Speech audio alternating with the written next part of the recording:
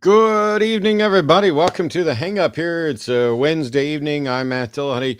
What am I hung up on today? Well, last night was the second presidential debate, and I guess there was a completely different cast for this one because former President Donald Trump debated current Vice President Kamala Harris. It's no secret I'm a leftish, liberal, progressive, quasi-socialist. I don't even know which labels are correct, and I really don't care. The important ones are that I'm a skeptic and a secular humanist, and that's what matters. And it's also no secret that I despise Trump. I think he's incredibly dishonest and stupid. I think he's corrupt, and I'm baffled daily that any decent person can support him. And to be fair, a bunch of decent Republicans have abandoned him and endorsed Kamala Harris, and also some absolutely terrible Republicans like Dick Cheney. And I'll echo Jon Stewart's sentiment of "fuck off, Dick Cheney." But I, in the debate with Biden, was able to find several good moments for Trump. Tons of bad moments for Biden, but also some. I think there were more good moments for Biden than a lot of people want to give credit for. But I still think that Trump just generally had a tone during that debate and a presence that was superior and won, which is another reason why when people post things like, well, whoever you were rooting for is the one that won, that's not true. I was rooting for Biden. He did not win. I was rooting for Kamala Harris. I think she did win. It's not just about who you root for if you're going to actually look at these things. But around half of the country seems to support Donald Trump, and I don't get it. If you're anti-abortion and that's your one and only issue, I don't really understand having just the one issue, because if everything else falls apart and you have that right, what good have you done? But I do understand people have that mentality that they're going to have this one issue. It's going to be the most important one. I'm going to vote for the candidate that shares my position on just this one thing. And I think that is one of the grand manipulations that the religious right has managed to do. Because prior to taking that issue over, it seems like there were reasonable disagreements on how much government is overreaching, and let's deal with all these other issues. Now, they talked about abortion last night for sure. But they also talked about economic policy and immigration and fracking and peaceful transfer of power and whether or not the last election was stolen, and what about the war in Ukraine and the slaughter in Gaza and additional foreign policy issues and healthcare and climate change. And if we remove every lie from that debate, and if we remove every irrelevant comment comparing crowd sizes, we're left with Vice President Harris stating her actual plan a couple of times on a number of different issues, and Trump with possibly the concept of a plan.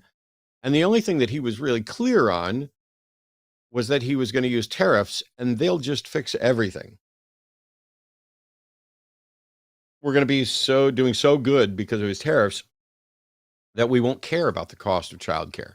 I mean, in an interview before the debate, when asked about childcare, that his rambling bit of nonsense basically shifted the topic of childcare to, I'm going to raise tariffs and that's going to be so good. And in the grand scheme of things, that's so much money. And childcare is just a non-issue that we don't have to talk about.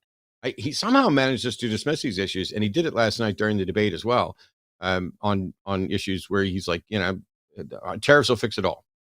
His running mate, J.D. Vance, his solution to expensive childcare was to see if grandma and grandpa want to pitch in. And a friend of mine on Facebook posted, how is grandpa going to find time to babysit when he's working extra shifts greeting people at the Walmart? And as Eve pointed out right before we went live, for all you know, grandpa's dead. The notion that the government could possibly be putting someone up for election where their most clear stated position on making childcare affordable is either tariffs will fix it all, or why don't you see if grandma and grandpa want to help out a little bit? Eve was framed, joined me tonight, and we're going to go through the notes. And I took Lots and lots of notes. I have tons of notes on the debate, so we'll get even here. And as always, theists and Trump supporters are going to get top priority and call locations and everything else. If you're calling in to just say, well, I support Trump, fine. I genuinely would like to know why. What is it that we fundamentally disagree on? Because when I sat there and watched, I think I love the fact that the moderators finally decided to do just some mild fact checking, and he's been whining about it since. And Harris pointed out that he just keeps lying about stuff, although it wasn't necessarily clear. Here's what he said, and it's a lie. And maybe it's probably better to get down the weeds. How did you feel watching everything? And welcome. How you doing? Hello, thanks for having me again. Yeah, that was a wild ride last night. Very entertaining. I think from moment one with the handshake, I think all of us were like, all right, how is this about to go? Yeah. Um, it was hilarious a lot of the times because he was just spewing lie after lie after lie. And I was appreciative of the little bit of fact checking that happened. Um, I think if they were truly fact checking, there would have been a lot more interruptions the entire time. But my takeaway overall was wow, that was wild. It just kind of showed what I already thought. And then I had this kind of moment where I remembered that there are people who watch that and still think, a lot of people that watch that and still think Donald Trump should be our president. And that is actually terrifying to me because I can't think of a single good reason someone would walk away thinking that, other than, like you said, if somebody's a one issue voter and they're so anti abortion that they're just, going the dogma route. But it's so occult at this point. And that was my general feeling after watching that. Yeah, I have notes, and I'm just going to kind of go through them in order. I'm going to hit some highlights to get your thoughts, and we'll Yeah, chit chat a please. little bit while calls are queuing up. As most people know, it's 8 after 6 right now, and we'll probably start taking calls close to the half-hour mark, and we'll be reading super chats after we're done with all the calls here in about I don't know, an hour and a half, maybe 2 hours, maybe 17 hours. Who the hell knows how long we're going to go? But we'll read all the super chats over $10, and so if you have questions, we'll be here for that. But she walked in and she walked all the way over to his podium in order to shake his hand. And if you heard, she introduced herself and said her name and pronounced it. Obviously, she pronounced it correctly. Yep. But that was the first time they've ever met in person, is when she walked over and Right. shook his hand. It And was there was a lot amazing of talk. watching. Yeah, about what would happen. Well, watching too, she immediately headed toward the center of the stage, which is in, pre-Trump, that's what politicians used to do. They'd meet at the center, Yep. they'd shake hands. That was normal. The fact that we even wondered what was going to happen is wild. They go to meet, or she goes to the middle, and he just kind of, it looked like he's just like slinking toward the back to go behind his podium. And she's like, fine, then I'll go there. And really painted this visual for us of, I mean, literally, she's going, chasing him down, and it's behind his podium where they're actually having this handshake. He didn't meet her in the middle there. She went there. He was cordial and responded well back, but that was already massive. And I think that that had to already have an impact on how he was thinking after that point. Yeah, it was. In some of the past debates, wasn't a handshake, and so there was questions of whether or not she was going to do it. Um, there were some good moments. I want to start because the very first question, I was really irritated because the question was, "Are you better off than you were 4 years ago?" And neither of them answered the question. And I was really worried that we were going to sit here and watch an entire debate where, just like when you're vetting a Supreme Court justice, they avoid saying anything that could get them in trouble or anything else. And so the question, I get it. It's not an easy question to answer, but Trump has since said that the debate was rigged and that she seemed to be very familiar with the questions, as if she got the questions ahead of time. She didn't. There's no reason to think that. It's called competence, Donald. I'd tell you to look it up, but we know you don't look anything up. You just They were watch TV and believe pretty whatever you obvious see. questions too. Like none of them Yeah. surprised me. I wasn't like, oh wow, to me they were like, well, of course they asked that. But on that question, are you better off than you were 4 years ago? Mhm. Let's take a swing at it. I'll start because you didn't know I was gonna do this. But if somebody asked me, "Are you better off? Is America better off than it was 4 years ago? And are you better off than you were 4 years ago?" My answer is, it's complicated. In many ways, I am better off, and in many ways, America is better off. We've moved out of a pandemic crisis. The stock market is at all-time highs, and while we had record inflation, it has now been continually tapering. And so while we have lots of issues with uh, food prices and childcare prices and drug prices, we've made progress on those. And generally speaking, um, while not every aspect of my life is better than it was 4 years ago, much of it is. And it's not going to be true for everybody in America. But I would hope that the next president's goal would be to make it true for as many Americans as possible in 4 years. And yet neither of them came close to giving any kind of answer like that. Right. Yeah, I agree, and there were several times where I felt like neither of them really, I mean, especially Trump, obviously, but where I felt like neither of them actually answered the question, and I that's why I don't it's hard to even call it a real debate. It was a presidential debate with Donald Trump, which ends up being just like a weird conversation at times. But as far as the question goes, I think for me, I generally agree with you. And then the one thing that just kind of weighs with me that's gotten worse is I've moved to a state where the overturning of Roe v. Wade has significantly worse implications on my life now than the state I was previously living in. So if I were to have another ectopic pregnancy like I've had before, and that's the kind of stuff that sits with me that makes me very much not want to go back at all to where that came from, which is Donald Trump's presidency. So for this question, I'm going to go through basically everything. We're going to try not to take an hour doing it or 2 hours doing it for sure. But um, so the question was, are you better off than you were 4 years ago? My notes say that Harris gave her plan and not a direct answer to the question. And Harris said that his plan was tax cuts for billionaires that cost the middle class.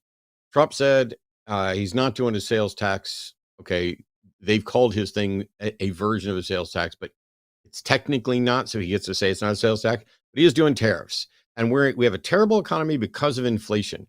The problem is the inflation took off because of the pandemic and then has since been improving. And immediately, even in this same question of are you better off than 4 years ago, Trump said he's doing tariffs. We have a terrible economy because of inflation, immigration threats. They're coming in, they're taking black jobs. They have the highest levels of criminality. And Harris replied with, he left us the worst unemployment, the worst attack on democracy, the worst public health crisis. And to be fair, I'm a little jaded at trying to saddle Trump with leaving us with the worst public health crisis. You know, we're having a presidential election. He's in his final year, and there's a global pandemic. And yes, he did not handle it correctly. But no matter who came in, no matter who had been there, there's going to be a public health crisis. Continuing on with this same question, Harris mentioned Project 2025 and said he's going to lie all night and call people names. And Trump says he's got nothing to do with Project 2025. He hasn't read it. He's heard there's some good stuff and some bad stuff, but he's definitely going to cut taxes. And we did it, and he did a great job with the pandemic. We're still, by the way, this question is still, are you better off than you were 4 years ago? And Harris pointed out he has no plan for you, but I have an opportunity economy plan. Goldman Sachs, 16 Nobel laureates, all say that his economic plan is bad and it'll blow up the deficit. And Trump's like, I talked to the Wharton School and they think my plan is good. So, oh, and she copied Biden's plan. And it's just like 4 lines, including, might as well say, just run, spot, run. So on question number 1, are you better off than you were 4 years ago? Vice President Harris outlined her plan. They bandied back and forth about all kinds of things, including immigration right off the bat. And then he said their plan is terrible because it's only 4 lines. And she referenced Goldman Sachs, 16 Nobel laureates, and is it the Wharfman School? I forget which economic school it is, that all say it's going to blow up the deficit. Nobody answered still. Yeah. Yeah. Now, the next kind of question, because they redirected this, was trying to get to Trump's plan and dealing with tariffs. And so this back and forth was Trump saying they destroyed the economy. Trust the polls that say their economy sucks and mine rules.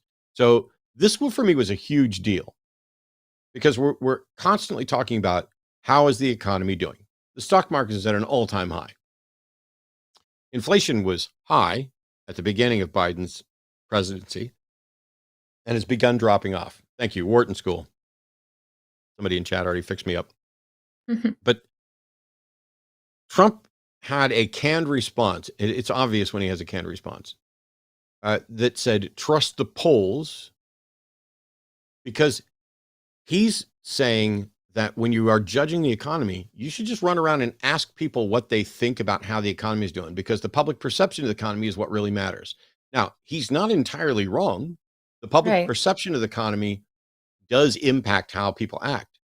But the statistic I cited over and over again, 49% of people, when polled, thought that unemployment was at a 30-year high when it was actually at a 30-year low. If you go out and poll people and say, how's unemployment? They're going to give you a response that suggests it's at a 30-year high, but they're wrong. It was actually at a 30-year low. And Trump wants you to go out and poll people and see how they think the economy is doing, rather than looking at the actual data. Because Trump said that if Biden becomes president, the stock market will tank worse than the Great Depression. And yet it hasn't. It's continued to rise, and it's at an all-time high. He's tried out the same line for everybody. And Harris was like, well, he sold chips to China, and then he thanked President Xi when Xi kept information from us. And Trump's like, no, they bought chips from Taiwan. We don't even make chips anymore. And he says, she has no policy. And then out of the blue, she's a Marxist. Her father was a Marxist professor, and he taught her well, and she will destroy our country. Well, and first he's saying that she's taking his ideas. She's like, oh, he said she's taking all of these are my ideas that she's. So first of all, she's Biden. Second of all, she's taking Trump's ideas, but also she's a Marxist. So, but also she has no plan. So which is it? It's really wild that if you listen to Trump, he's like, don't focus on the data. Just ask people what they think about the economy. Oh, and by the way, she's a Marxist. She's going to destroy our country. It's like he's playing buzzword bingo with fear-mongering, because if he knows the base hears that she's a Marxist, whether she is or not, we need to have a separate conversation about whether or not being a Marxist in some context is actually a bad thing that's going to destroy the country or not. But because we end up getting into this hyperbole and the name calling, it's just right off the bat, she's a Marxist. And then he immediately jumped. It's wild how he hops from topic to topic. From they bought chips from Taiwan. She has no policy. She's a Marxist. He believes there's 21 million illegals instead of the 15 million illegals that are reported for that number. And their policy is insane because they hate our country. So her and Biden hate our country. He's going to talk more in a little while about who hates what. But it is there. I started doing a series on fallacies, and I'm going to have to do a series on propaganda, because it's not just fallacies in a logical sense. It's, you're dangling red herrings in the logical fallacies, but you're appealing to people's fears and their ignorance. Yeah, which we're both very familiar with, having grown up in religion. It's the same tactics, which I think is part of what made me so weary of Trump when I was a Christian, when I was starting to deconstruct, and that kind of really helped propel things, because he was doing the same shit and fear-mongering and using these buzzwords and these scare tactics, and it's like hellfire, but Marxism. Just these threats that nobody knows and nobody has evidence for. Yeah, there's some more buzzwords coming up. The next question was about Roe v. Wade getting overturned. And in particular, they went to former President Trump about the Florida ban, where he flipped on it. He was going to oppose it. Then he flipped to support it. And to be fair, the moderators went after both of them for policy changes. You've changed your mind on a policy. Tell us why. I would have loved it if either of them made the case that they changed their mind on a policy because someone presented a better argument and better evidence for a Right. new position. I wish they'd have framed something that way. Trump said, wow. Trump talked about basically the Democrats want abortion in the 9-month and after birth. Right. They're After-birth so abortions. radical that what the Democrats want is so radical that he has to support a 6-week abortion ban in order to keep them from getting what they want. So it's this weird slippery slope fallacy of I had to flip and support a 6-week ban because if I didn't, they'd be allowing abortions even after they're born. Her vice president pick supports post-birth abortions. And Trump says that he supports this. This is the clearest he was on any policy because when asked, he refused multiple times to answer whether or not he would veto a national ban on abortion. Right. I'll get to that in a minute. But he also, they didn't, to be fair, they didn't ask him about the peaceful transition of power. But he said that like Reagan, because he's got to compare himself to Reagan to get buzzword points, he supports exceptions in the case of, rape, incest, and the life of the mother. But Trump's big case was every legal scholar from all sides wanted it in the states. The moderator interrupted at this point to correct him to say that no state has post-birth abortions. Now, Trump's complaining that the moderators are correcting him, but they didn't correct Vice President Harris at all. Maybe that's because she wasn't lying. She wasn't saying or insane shit. Exactly. So the moderator did that. And Harris basically gave a quick rundown saying, he picked the Supreme Court justices, but the restrictions are extreme. And this is where I took an extra note because at this point, when she's talking, she's looking at him. Her eyes are boring directly into his fictional soul. He did not look her direction. I didn't notice him looking her direction once all night. Me either. I was watching for that. Yeah, she stared right into him. Yeah. Yep. And I really appreciate when she immediately pointed out, what an insult it is to American women to imply that they're, carrying these pregnancies to term he's basically saying to just kill this, what was he calling? He called it specifically, I guess, an afterbirth abortion. I don't know, something insane, which he got fact checked for it. It's just wild that had to be said. I am shocked that we're at that point. But then it got worse. So then he said even weirder shit. She said that she would work to restore Roe. He said she's lying. She said that he would be signing a national abortion ban because that is the goal of Project 2025. And Trump accused her of lying and said, I'm not signing a ban. And the moderators asked if he was going to veto it. And he said, we won't have to veto a national ban. It'll never happen. We don't even have to discuss it. So much like we don't have to discuss childcare because tariffs will fix it, we don't have to discuss a national ban because it's never going to happen. So I won't have to worry about whether or not I need to veto it. He refused to answer. And then he said that she was lying because he's a leader on IVF. But he's not. Right. But then what was it they brought up, quoting JD Vance, and he said something about, oh, we haven't talked about that. Why are you not talking to your VP, about something extremely important, so important as being brought up in this debate? And you're like, well, clearly he was trying to distance himself from whatever JD Vance's take was on that. And that's what he does. If it's not benefiting him, he'll distance himself. If it's helping, then he'll, gain proximity. So with the 2025 thing, oh, I haven't read it. I kind of believe him that he hasn't read it because he doesn't need to. He's like, well, I just won't read it. So, plausible deniability. It's fine. Like I can just say that I didn't read it. But it's all his buddies writing everything, and it doesn't matter if he reads it or not. But that's his excuse, is I haven't read it. And I think that's the same thing here with his VP, who's saying some extreme things. He's like, oh, well, we haven't talked. And then they probably never will. So that's how he gets his way around these things.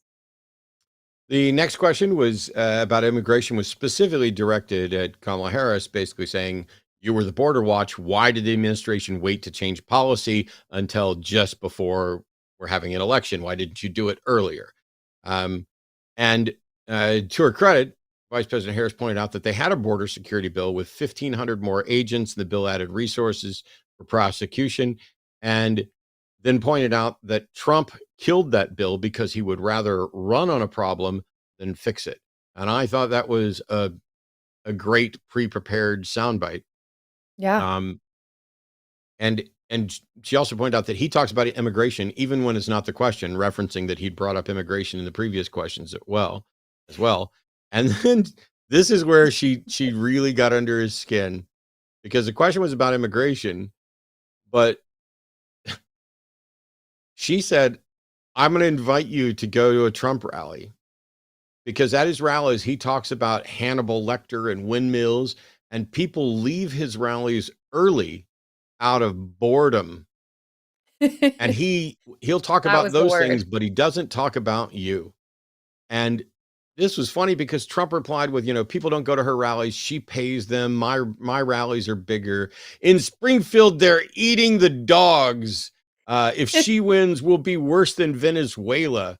And the moderator steps in to fact check this nonsense. That immigrants in Springfield, Ohio, are eating people's pets, because there's no evidence to support that. And Trump was incensed that they would correct him, because he's like, I saw people on TV saying that, you know what? I've seen you on TV, Mr. President. I've seen you say all kinds of things, but I fact checked them to find out if they're true. Yep. Turns out there's no evidence to support this pet thing. Um, I will say that while after-birth abortions aren't actually a thing, my favorite meme from last night was someone saying that last night Kamala Harris killed a 78-year-old baby. Right. He was aborted in the 238 month trimester or something. Yeah. Ugh, it was wild. Wild to watch. Yeah, that comment, I mean, that's when he really just he was already losing it. I think, to me, if I had to mark the moment where I was like, "Oh, he's mad, he's losing it," is right when he called her a Marxist. I was like, "Okay," because for a minute it seemed like, "Oh, we might get some kind of normal debate here." And then as soon as that happened, it's like, "Oh, he's taking the bait. He's all in. He's emotional." And it just got crazier and crazier and crazier from that point on. Which, like you said, the 9-month abortion thing, that was a wild thing to say. Then you go on to say the thing about pets. I'm sure you're going to go on to say the next crazy thing that he got to, which was a wild thing, with the illegals and the I don't remember the exact quote. I'm sure you're getting to it in your notes. Maybe. I'm going to finish up this immigration thing, and then we're going to take a call, and then we'll get back to the rest of the Okay, debate. cool. But at this point, because this question's supposedly about immigration, and he's talking about crowd size, and to be fair, she kind of redirected it to, hey, he's not talking about you at his rallies. He's talking about Hannibal Lecter and windmills, causing cancer and all kinds of stuff. And then after the moderator fact checked him, Harris pointed out that she has 200 Republicans, like Dick Cheney. His former staff trash talks him. If you listen to his rhetoric about eating pets, the choice is clear. And this is where Trump started going off. He's like, I fired those people. So basically, all those Republicans who don't like him, they're mad at him because he fired them. So this is they're just opposed to him because he had the integrity to do the right thing, and they're the bad evil ones. And then he starts talking about how Biden doesn't fire anybody, and they should have fired all those generals. And then he got more votes than almost anyone in history, which shows that he doesn't know how elections work, because A, he didn't get more votes than Biden, and B, it's the Electoral College that then takes the popular vote and does this. Right. They asked him how he would deport 11 million people, and they noted that he thinks it's much more than that. And Trump said that it is more than that because of them, because of the Democrats. They allowed in the drug dealers, crime in Venezuela and all over the world is way down because all of their criminals are here.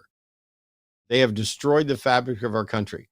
The moderator then fact checked FBI statistics, pointing out Yeah. that crime is actually down. Violent crime is actually down in the United States, not up, as Trump keeps Yeah. stating. Trump's response, and I have to go spend some time looking this up, was that the FBI report is fraudulent because they excluded the worst cities. And so somehow or another, Trump is getting information either from the TV he's watching or from people who aren't officials pointing with data. And of course, she smacked back at it with saying, that's Rich talking about crime coming from a guy with tons of criminal convictions. And then he used that opportunity to say that every one of his cases were just political attacks, that Biden and Harris have weaponized the justice systems. And then she rightly pointed out that he's threatened to weaponize the justice system, and the Supreme Court's pretty much given him immunity. And that's when he said that he probably took a bullet to the head because of what they say about him. I wish that the moderator would have fact checked that, because what we know is that shooter was not swayed to attack Donald Trump specifically at all. Nothing that anybody on the left said inspired that shooter to go after Trump. That shooter was looking for an opportunistic slaughter, and Trump just happened to be the biggest, most prominent possibility that he could get his hands on. And it's not even clear that he was shooting at Trump so much as at the event. Mm-hmm. And the fact, the sentence doesn't even make sense. I probably took a bullet to the head. Well, what do you even, are you saying that you don't know if it was a bullet that hit your ear? Are you saying, he's saying what is probably he trying to the say? reason I took a bullet to the head is because they say things about me. Oh, boy. First of all, a president having an assassination attempt against them is not, this is not a rare thing. There's always going to be somebody that wants to kill whoever is president. So to go ahead and pin it on that. But didn't they go look and see exactly what you said? That kid was just looking for whatever was around. He even looked at other figures at different points in time. Yeah. Yep. I'm going to pause here because we got some calls coming in. So Enrique from Florida is calling in, who says he's Latino who thinks Trump is the better option. Hello, Enrique. You're on with Eve and Matt. How are you? Yeah, hi. So good. So yeah, it's I see everything that Trump is. I know that he's saying so many ridiculous things, but I can't help but feel as he's the lesser evil ultimately.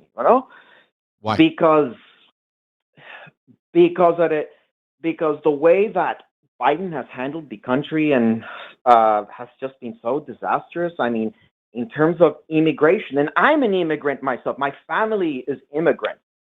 Immigrants from Colombia and some family from Venezuela, but we really don't like our own kind too much. And the way that they're crossing the borders at such numbers, it's just such a failure. Because guess what? People from Colombia, from Mexico, from Venezuela, there's so much crime from those countries. There's not murderers and drugs. Enrique, crime is down. And that's and we had a border. Well, that's what the stats Enrique, say, but Enrique, we had a border bill ready to implement, and Trump shut it down while he was out of office. He called and told them, don't pass that bill, because he would rather run on the issue, the problems with immigration, than actually fix the immigration. So Biden's team, in cooperation with the Republicans, had a plan to fix it, and Trump stopped that plan. So how is Trump the better option? Because he might have a better plan, and that one might have just been disastrous. Enrique, how do you determine if somebody's the better option by saying he might have a better plan? Does he have a better plan? do you know that he has a better plan? But even if he has a better plan, why would he stop a good plan with bipartisan support? Because I'm not even entirely sure about that plan. But why did that plan have to come so late? Why did that plan Okay, have to? Why couldn't he Enrique, come up with if that you're plan? not going to argue honestly, I'm not going to let you argue. It doesn't matter when the plan came. It was Trump that shut it down, and Harris wanted to implement it, and Biden wanted to implement it. So if we have one side saying we have a plan, we're ready to implement it, and they get support from the other side of the aisle, and they're getting ready to implement a plan, and Trump shuts it down, how can you possibly say that Trump's the better option when he's the obstacle preventing the plan from getting put in place?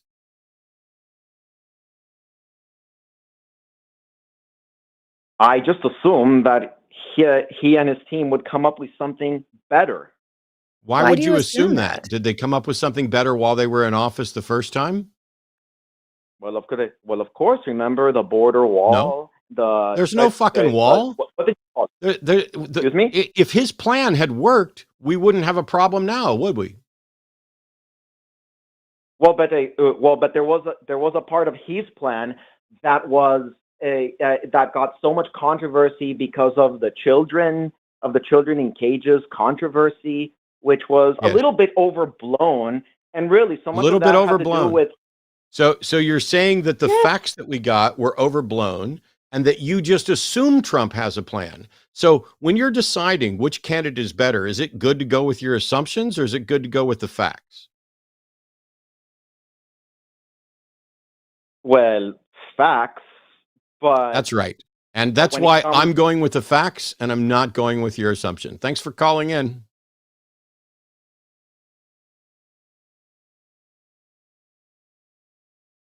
That's so wild to me.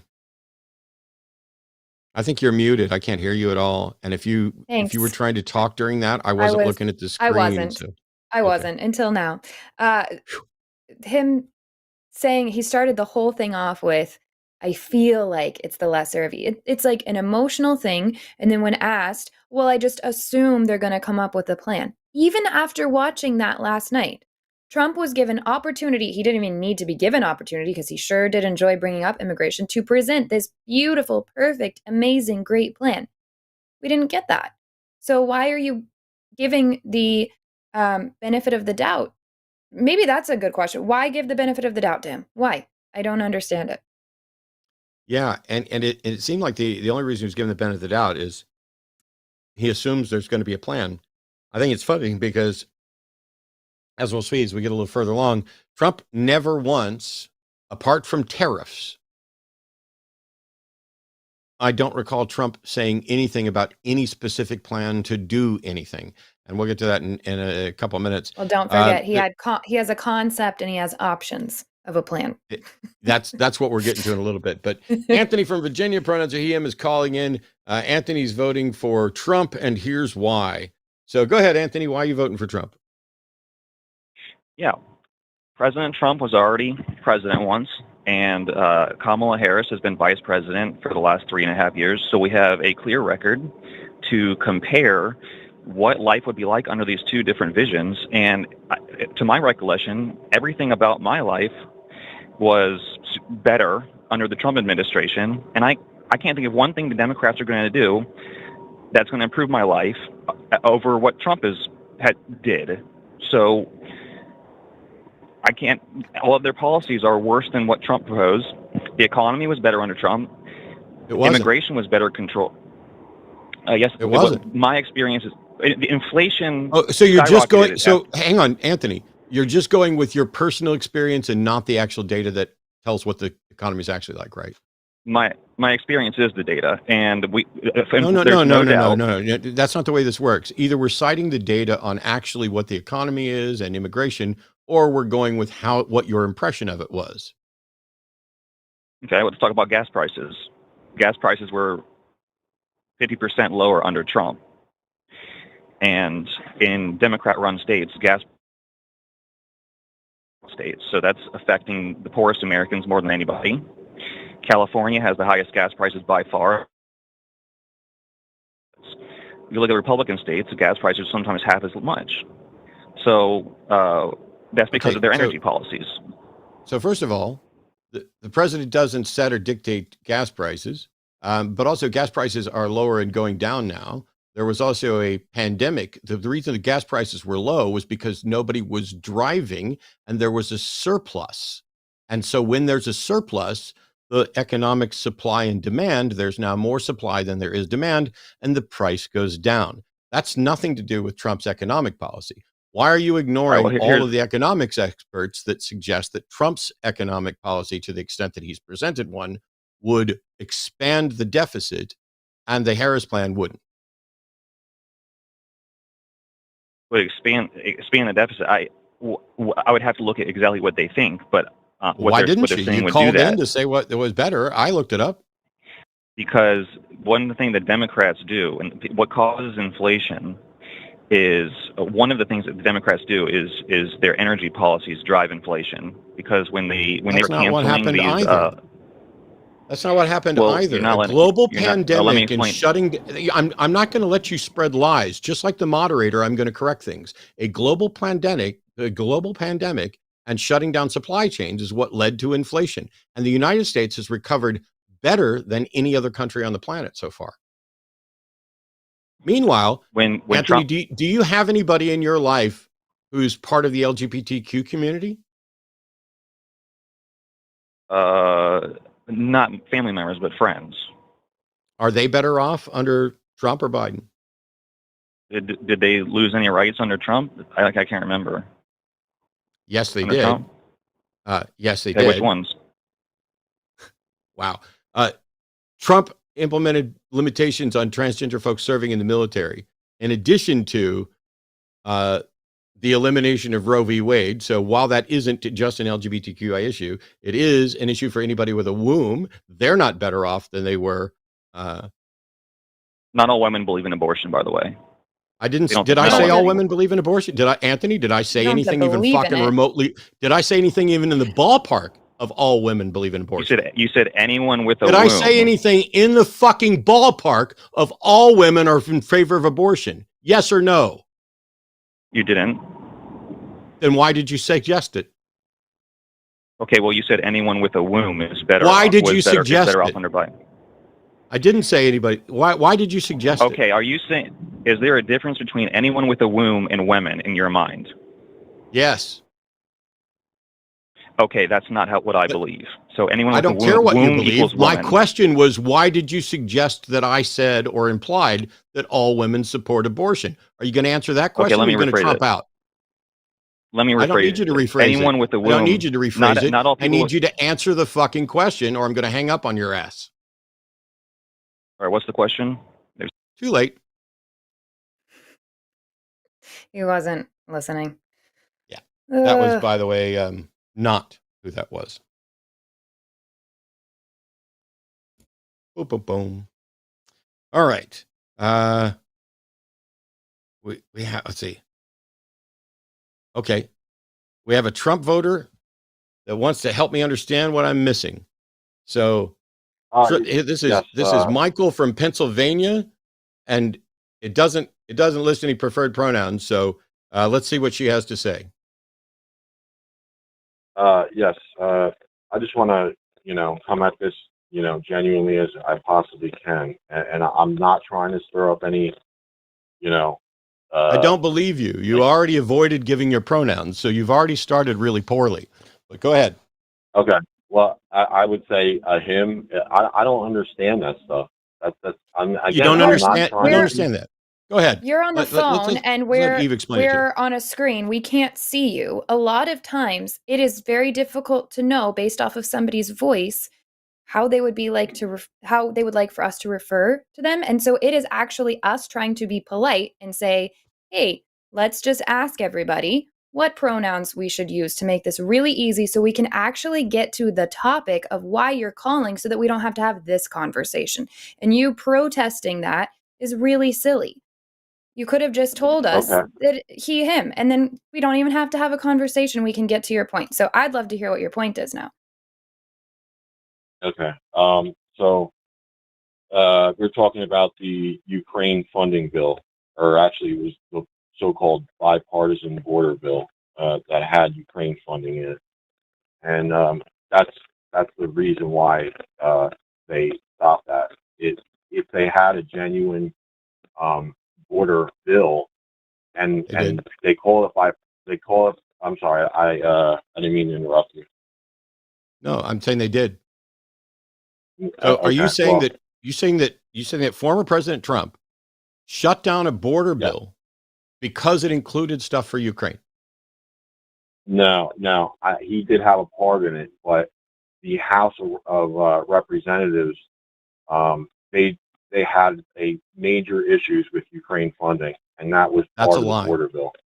That's a lie. This was a done deal. That's a lie. This was a done deal. The votes were in until they made the announcement. They worked this as a bipartisan issue, and the Republicans were going to vote for it in enough numbers to pass it until Trump said don't.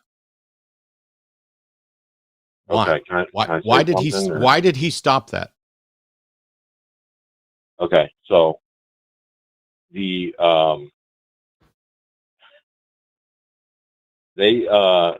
guy that signed it originally, it came from the Senate side, not the House side, and that guy's name was Langford, and he just got elected, and there's actually two sides to the Republican Party. There's a pro-war side and a side that's against the wars, and he was part of that side, and so it came out of the Senate against some of the senators, best wishes. Once it got to the House side, that's when everything got messed up, and they were like, "We're not going to do it." But absolutely, that bill had Ukraine funding in it. And are you opposed to Ukraine funding?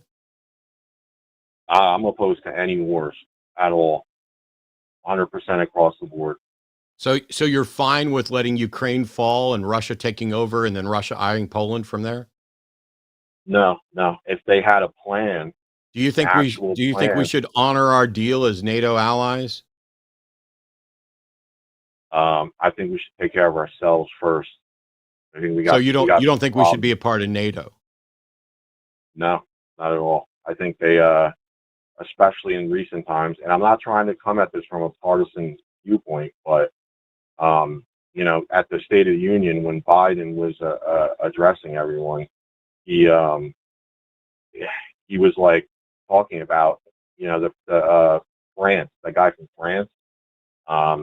He almost went into Ukraine and started stuff, and they had to. Now, this is if I'm like speculating on something. I'm going to end this call, and I'm going to tell you why. Okay. If you go back and listen to what you're saying, you're not coming with facts or information. You're talking about some guy did this, some guy did that. Here's what I think. You have nothing useful to contribute to this right now. Okay. All right. Thanks.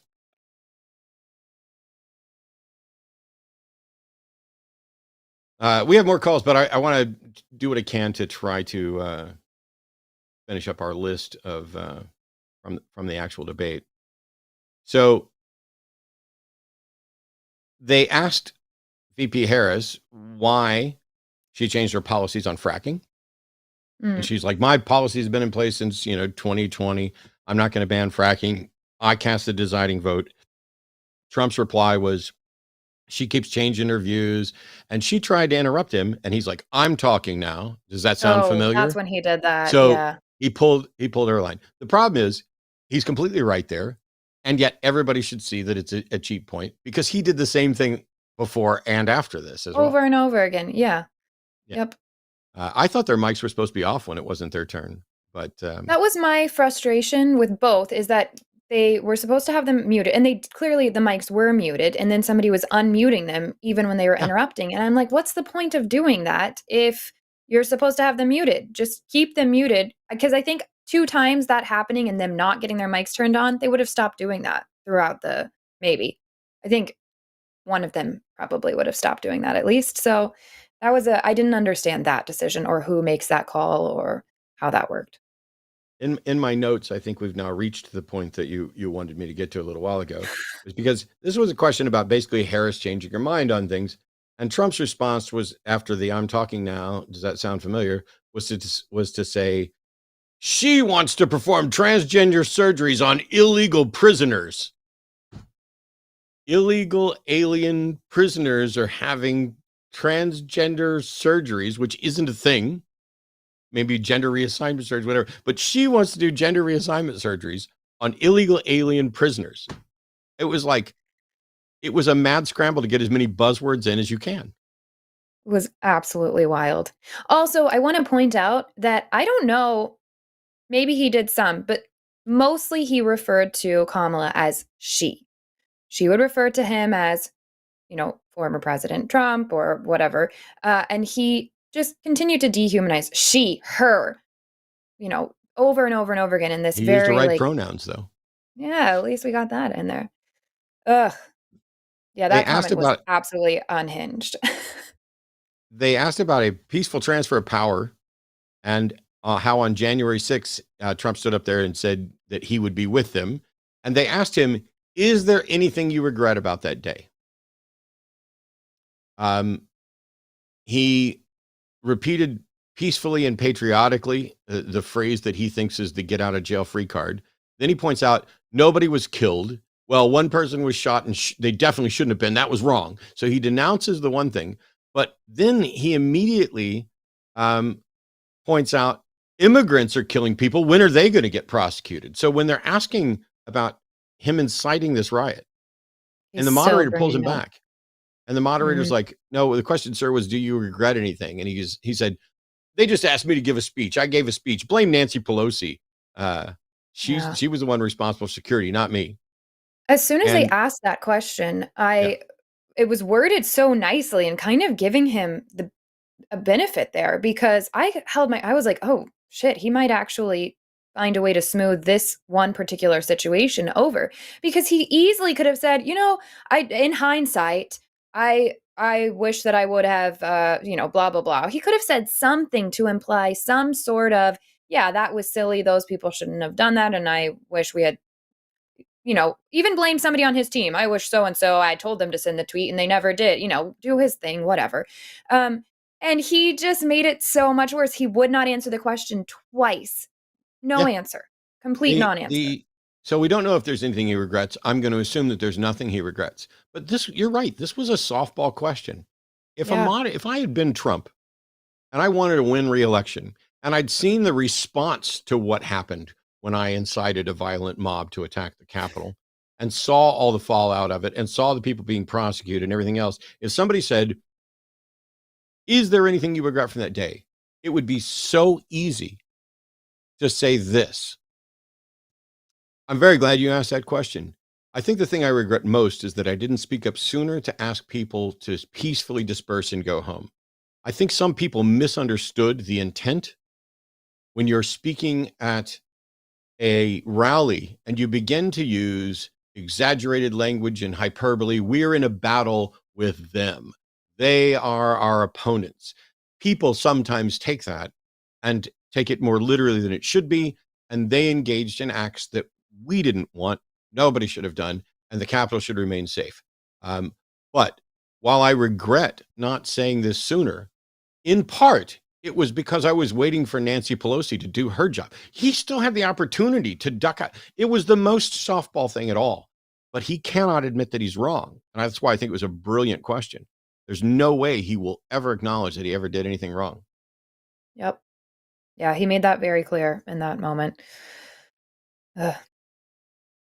Harris went through a list of, his fine people on both sides, stand back and stand by and all that.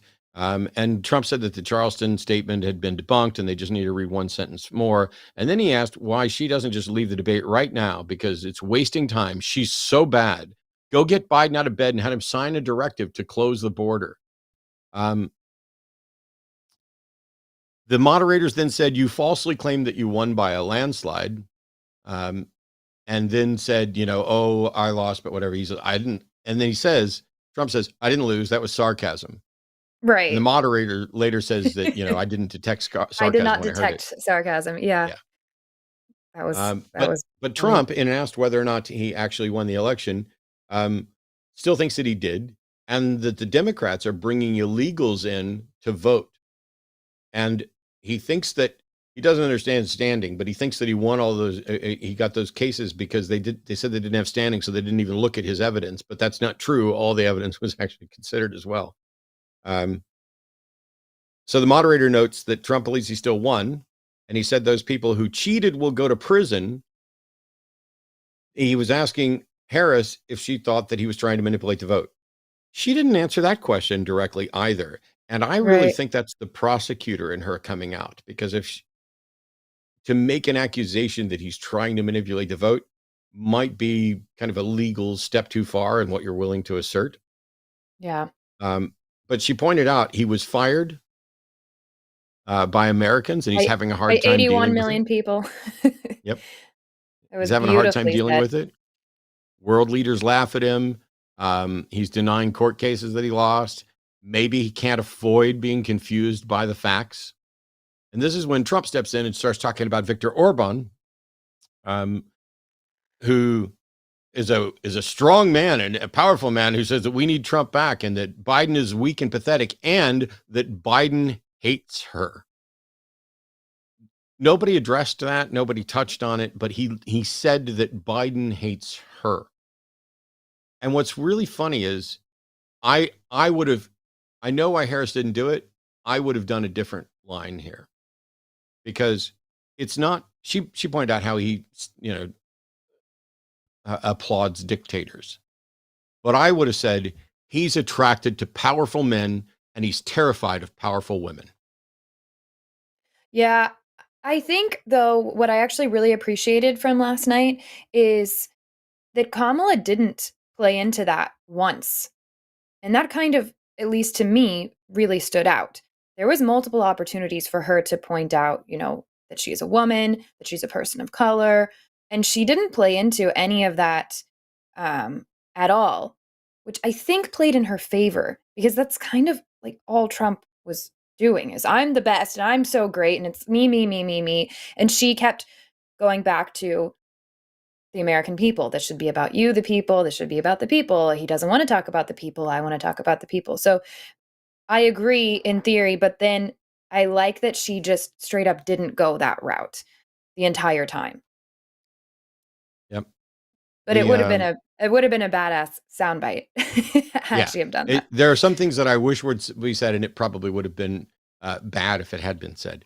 They then went on to talk about conflict in Gaza and Hamas and what Vice President Harris had said, both about Israel being able to defend itself and her support for, two-state solutions, so that Palestinian people have freedom and autonomy. The question, I didn't write down the specific question, but I think it was, what would she do with regard to the situation? And she did a recap of how we got here and then said, the war must end. We need an immediate ceasefire. We need the hostages out. We need a two-state solution, and that she will continue to help Israel defend itself, especially from Iran. That's not an answer to the question. Right. That's a wish list. And now here's the difficult thing. And I want to know if you think this plays into it. This is a difficult question to answer, because the truth is, in international politics, when you're dealing with conflicts, you might have a great plan, but if you tell everybody what your plan is, it's no longer great or possible. It's like, here's what I'm going to do. I'm going to lie to this group over here and tell them that this and this and this, but now they know it's a lie. So your plan can't do that. And so if there's any subterfuge or deception, or if there's any, behind the scenes jockeying, you can't come out and say that. In addition, there are international treaties and requirements that might prevent you from stating what your plan actually is. So this may have been a question that they couldn't answer, even if they had an answer. True. But Trump's answer was, it wouldn't have happened if he was president. Right. So I wish we had a time machine. He had a lot of moments like that where it's looking back, which really played well into Kamala's message, which is let's not look back anymore. Let's just move forward. And it's like he just played right into that so well and kept saying, well, I would never have done that. That never would have happened if I was the president. Blah. When I was president, this happened. Like he's unable to be present or look forward at all. Everything's nostalgia. Yeah. Trump's thing was she hates Israel and she went to a sorority party. Right. She hates the Arab population. She hates America. Israel will cease to exist if she becomes president. Iran was broken. Now they're rich. And he'll get all of this settled before taking office, although he did not state at all what his plan was either. Just that before he's even in office, while he's president-elect, he'll just get it sorted because he'll talk to them and they'll just do it. And this is where Harris came in with it's well known that he's weak and bad on foreign policy. That's what foreign leaders say. We know he loves dictators. We know that the dictators are rooting for him because they can manipulate him. And that really pissed Trump off because that's when Trump came back with they're weak. Why did they shut down the XL pipeline? And Putin endorsed her. And I'm like, I get it, but that was the point at which they took a break. That was the basically the 1 hour break right there. There's additional topics. I want to get to calls, and there are some calls that are not about this debate. So if we don't get back to this list, I'll let you guys know real quickly. The second hour was started with the war in Ukraine and their positions on it. There was a bunch of weirdness there. Then there was a brief talk about Afghanistan. Then they addressed comments about whether or not she's black, which was a really weird thing. And then Trump had vowed to repeal the Affordable Care Act. Harris had backed Sanders' plan. Then there's a question about climate change. And it was nicely, what would you do about climate change? And I'm not convinced that either of them actually said what they would do. Yeah, Instead, I don't think so. she accused him of calling it a host. He says they lost 10,000 manufacturing jobs last month, that they'll kill you on United Auto Workers jobs. They're crooked and they're seeking our country to run down the tubes. And then there were the final statements. And the final statements I can make much briefer than they did. Kamala Harris said, I'm going to do stuff, move forward, focused on you. And Trump said, she thinks she's going to do all these wonderful things. Why hasn't she done it already? We're a failing nation. We're laughed at all over the world. I rebuilt the military. They gave it away to Afghanistan and the Taliban. Immigrants are destroying our country. That's the entirety of his last summation there. Yeah, I was so glad that he picked to go last because, he won the coin toss. So he chose to have the closing statements. And I thought that was great because I knew what would happen is in that case, Kamala is going to prepare something, a generalized speech and say something general because she's not going to be able to predict ahead of time what's coming. And then he's just going to respond and be defensive and be like, nah, she's not going to do that. And he's just going to focus all the attention on her, on the past, on that, not he didn't even pull one of his it's going to be great, we're going to win, it's going to be amazing. He was so distracted by the fact that he just bombed everything, the entire debate. So I think it was beautiful how it ended. And I skipped over pretty quickly because I'm going to go back to this real quick. Trump had vowed to repeal the ACA, and he said, we're working on things. Obamacare was bad. I chose to improve it instead of letting it rot. I have good people. I have the best people. They have the terrible people. We're looking at different plans as we come up with something. And so the moderator said, so you're saying you don't have a plan? And that's when Trump said, I have concepts of a plan. I'm not president yet. And so the implication there is he doesn't need a plan until he's president. And yet here we are having a discussion where we're supposed to be talking about what somebody's plan is. Yep. Just give me the job. Yeah. So my summary of the whole thing, and we probably won't get back to it because there's a bunch of calls here, including we got some people arguing for God. So we'll get to that in just a second. Like I said, if we remove the lies and we remove the irrelevant things about crowd size and who supposedly hates who, I think Harris presented vastly more specific plan points than Trump did. And when pushed for the opportunity to say, I would veto a ban on national ban on abortion, he wouldn't do that. When pushed on, do you have a plan for healthcare? He doesn't have a plan. He has a concept of it. Or as Starler would say, I have 12% of a plan. That was hilarious. I saw Arden post that.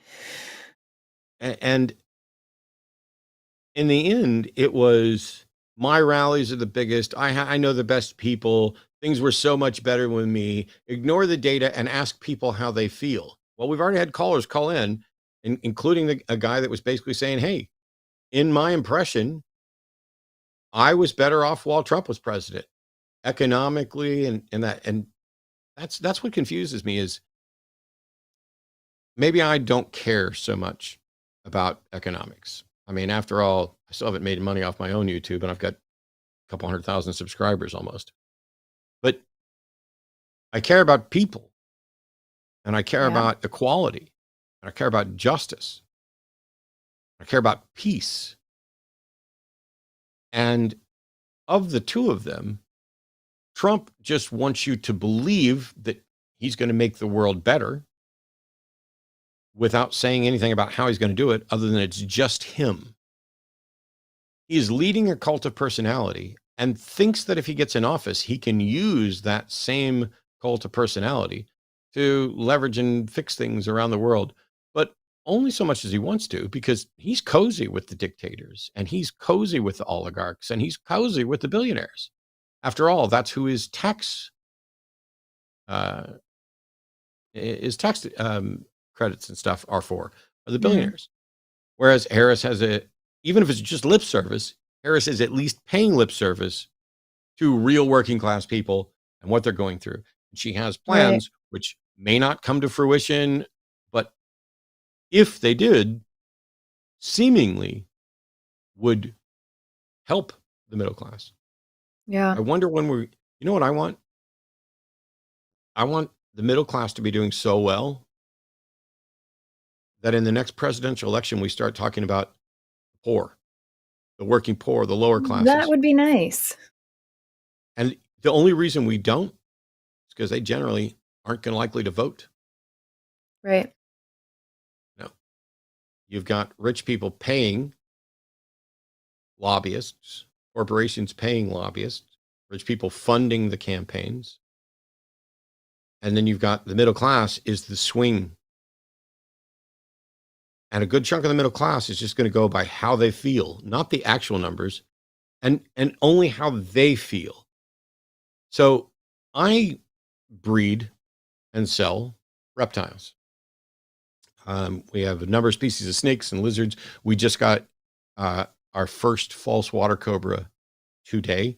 It's downstairs in the living room. It's 5 years old and gorgeous and sweet and friendly. False water cobras are rear fang venomous, but they're not harmful to humans. If you were a toad or something, it would fuck you up. Okay. But the market has dropped because people aren't spending on kind of luxury pets. Let's be honest, a $2,000 snake, which, I mean, I've got some snakes that I'm trying to sell for a couple $1,000. That's not for everybody. That's certainly not for the working poor. And so if the ball python breeders and the other snake breeders are out there going, oh, the market's down, that means the economy's bad and this is all Biden's fault, you're ignoring the fact that there was a global pandemic that shattered world markets, and we are building and back and recovering from that. And that we are recovering quicker and faster than any nation on the planet, at least with the data I've seen so far. It's wild, because even if everybody just voted their instinct, there's enough people who have been convinced they're doing worse when they're doing better that it impacts their instinct. You want to take a God call? Kind of throw a curve to all this? Let's do it. Sweet. In that case, Vic's calling from Texas, who has a logical argument for God.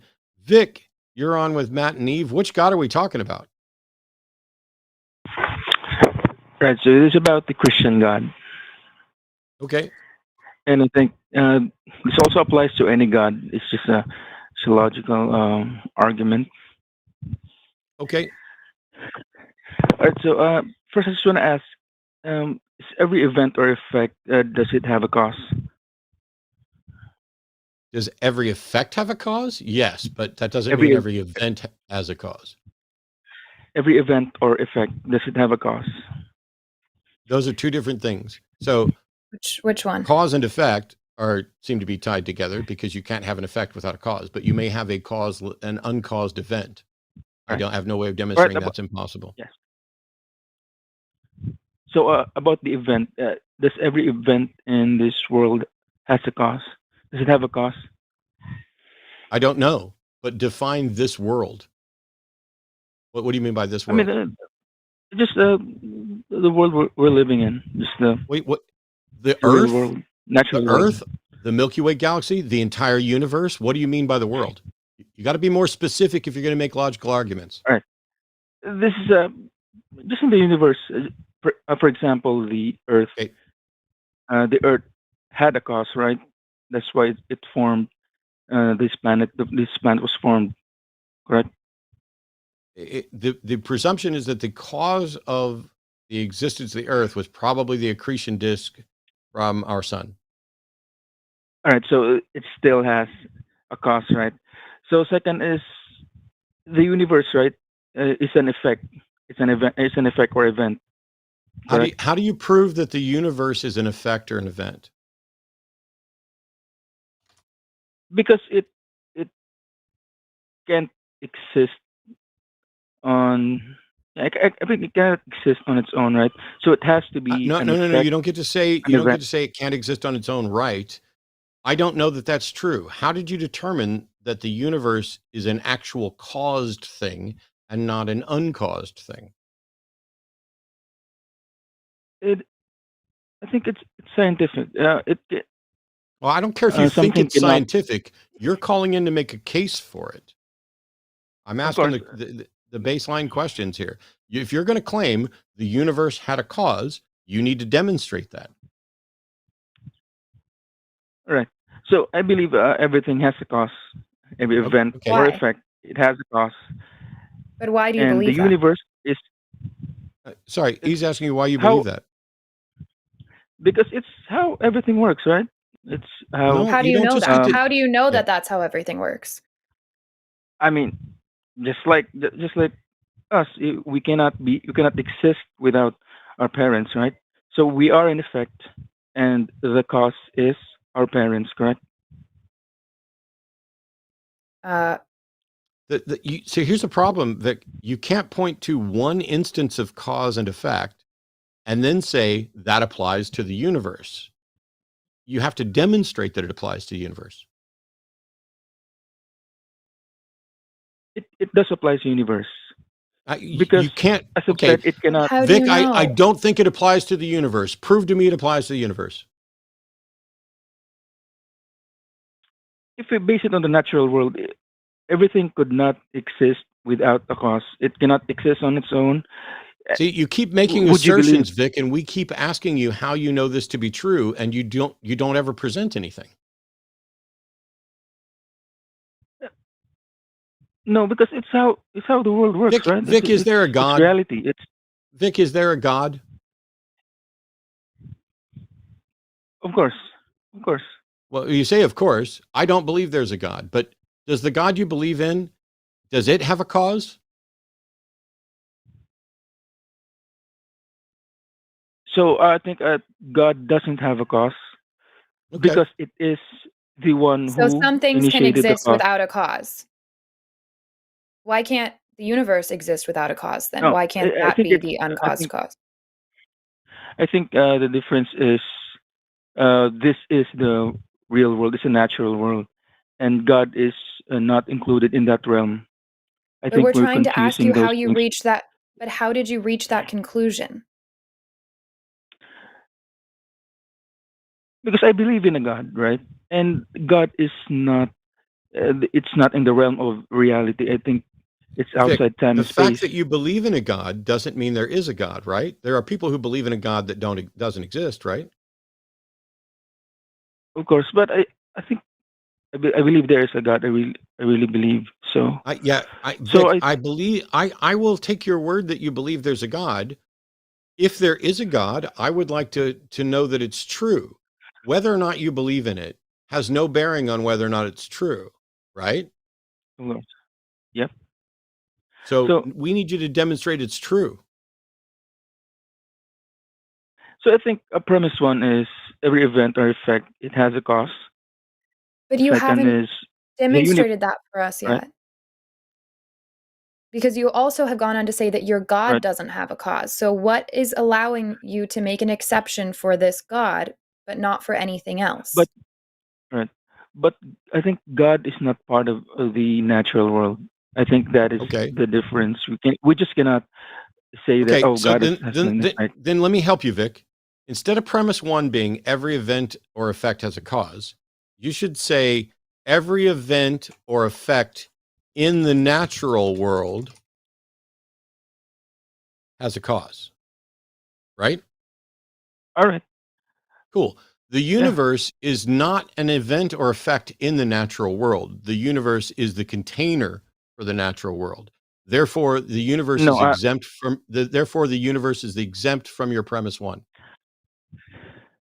I think no, the universe is an effect or event, No, it's not. right? So that's why Because we reworded your premise one to be every event or effect in the natural world has a cause. But the universe is the container that we're the talking natural about world. that defines the natural world. So you can't show that because something within a container has a property, that the container has a property. That's a logical fallacy where you are expanding from the specific or from the general to the specific. It is a scope fallacy. But the universe is a natural world, right? It's part of the natural world. Yeah, you're just not listening or understanding what I'm saying at all. If I have a box and inside that box are 100 things and they all have a cause, does that mean the box has a cause?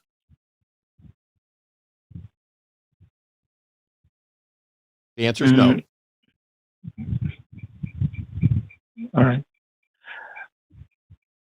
I understand. How do you but show that the it's just box has a cause? So you can stop talking about cause and effects inside the universe because causality within the universe is dubious and has a number of problems. But whatever causality is within the universe, that doesn't necessarily apply to the universe itself. Just like if my fingernail is hard, that doesn't mean I'm hard. Right. And if my heart is beating, that doesn't mean my toe is beating, and it doesn't mean that I am beating.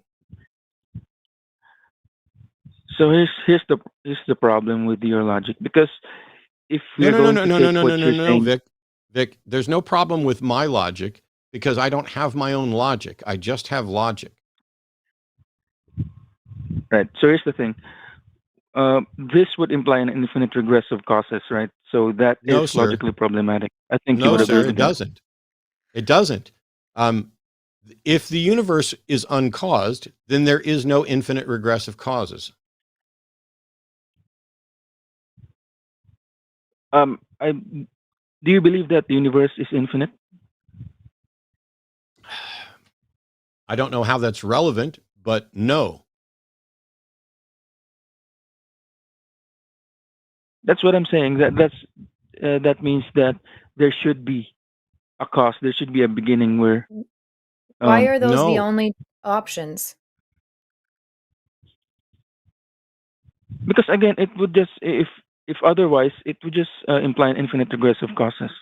No, Why? it It's doesn't. logically. It's not like you read something and you stopped listening to or thinking about anything I've said. You can keep saying it implies an infinite regret of causes, but I've already rebutted that entirely.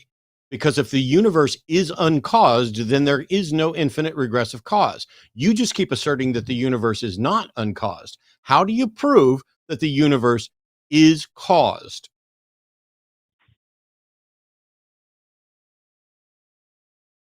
Again, I'm going to say this again for the umpteenth No, you're time. not. You're not going to say anything again. You're going to answer the question, or I'm going to move on. How do you prove that the Correct. universe is a caused event? A simple answer to that. It cannot exist on its own. How do It you know? doesn't have the properties, right? You don't get to just assert that it can't exist on its own. You have to demonstrate that it can't exist on its own. How do you demonstrate Because that the universe, how do you demonstrate that the universe cannot exist on its own? correct me if I'm wrong, but in the Big You're Bang, wrong. it's a fluctuation of no. But in the Big Bang, it's a fluctuation of energy, right?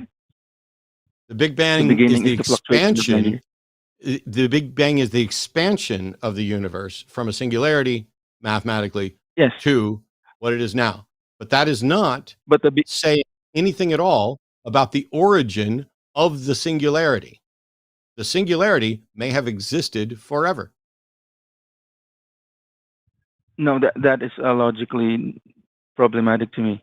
I don't care what you think I about think it, and your assertions that it's logically problematic are irrelevant. everyone. You are wrong, and you just asserting that the universe needs a cause is not going to do it. You need to go off, think about this some more, research some more arguments, because you are monumentally wrong and fallacious at every single turn here. All right, let me just Thanks. get this across.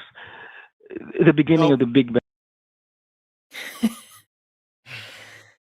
It was like a weird Kalam thing happening with special pleading. So great. I might regret this, but I have another call I want to take. Oh, If are you're you ready. taking that last one? Yeah. Can't wait. So let's see how this goes. Ram, pronouns he, calling from India. Ram's a theist that says he can heal me with God's plan.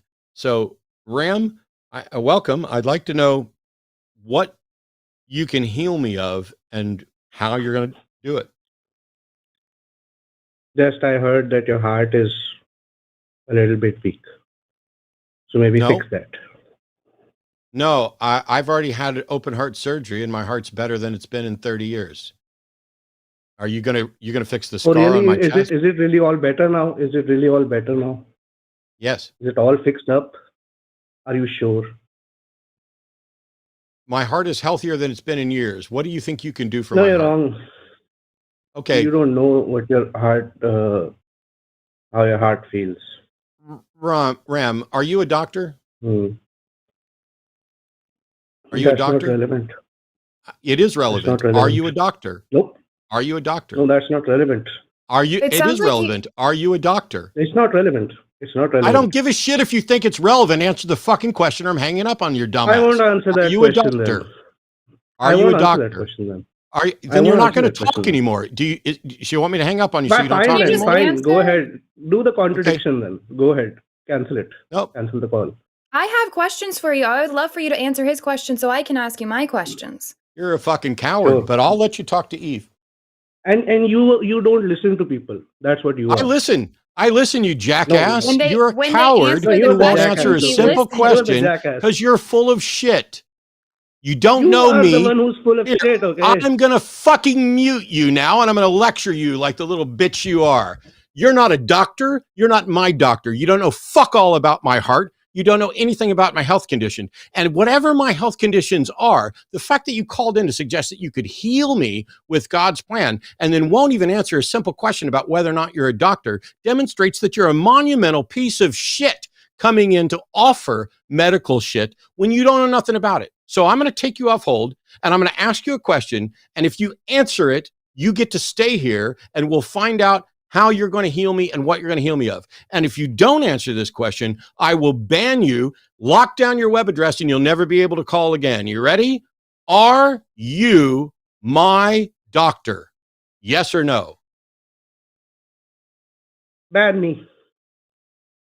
Welcome. Well, the Ban web me. address is, Cool. I got it here. Let me cut and paste your web address. Boom, boom, boom. Ram, you're now banned. I don't give a shit about your healing. Imagine believing that you can heal somebody and then you refuse to answer a basic yes or no question, and that denies you the opportunity to heal this person that you can supposedly heal. That's wild. Boom. Okay. Sorry to everybody else who's like, why am I so upset about that? First of all, I hate unsolicited health advice and everything else. Second of all, I really hate when people are like, oh, I heard your heart is not good. I'm going to heal your heart with God's plan. So the only way to tell if my heart is healed is to do medical testing that I've already done. I do know the state of my heart. I know in part because I check my blood pressure and my pulse, and I check what my medication is doing, and I go see actual doctors. I don't go see faith healers.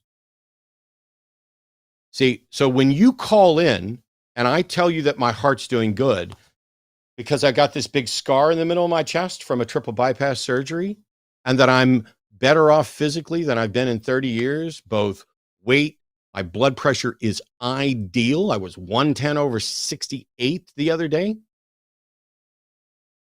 And you say, no, you don't know your heart. No, you're the one that doesn't know, Ram.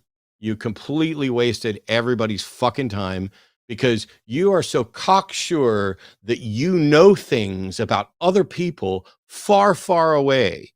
And yet you won't even answer a simple yes and no question because you don't think it's relevant. You know who's not relevant, Ram? You. And you won't be calling ever again. Ugh. All right. Adam's calling from Israel, and pronouns are he, him. Adam, you're on with Eve and Matt. You're saying that left-leaning skeptics are more tolerant of political Islam than they are of Christian nationalism. I don't know how you identified left-leaning skeptics or what they're tolerant of, but tell us what's going on. Sure. Well, so obviously these are big communities. I'm well aware, generalizations don't always work. So with that caveat, though, I often see in sort of skeptic spaces complaints about relatively minimal things that might be characterized as Christian nationalism, like, for example, hanging up the 10 Commandments in a school classroom, which I am opposed to, by the way. I don't think that's appropriate.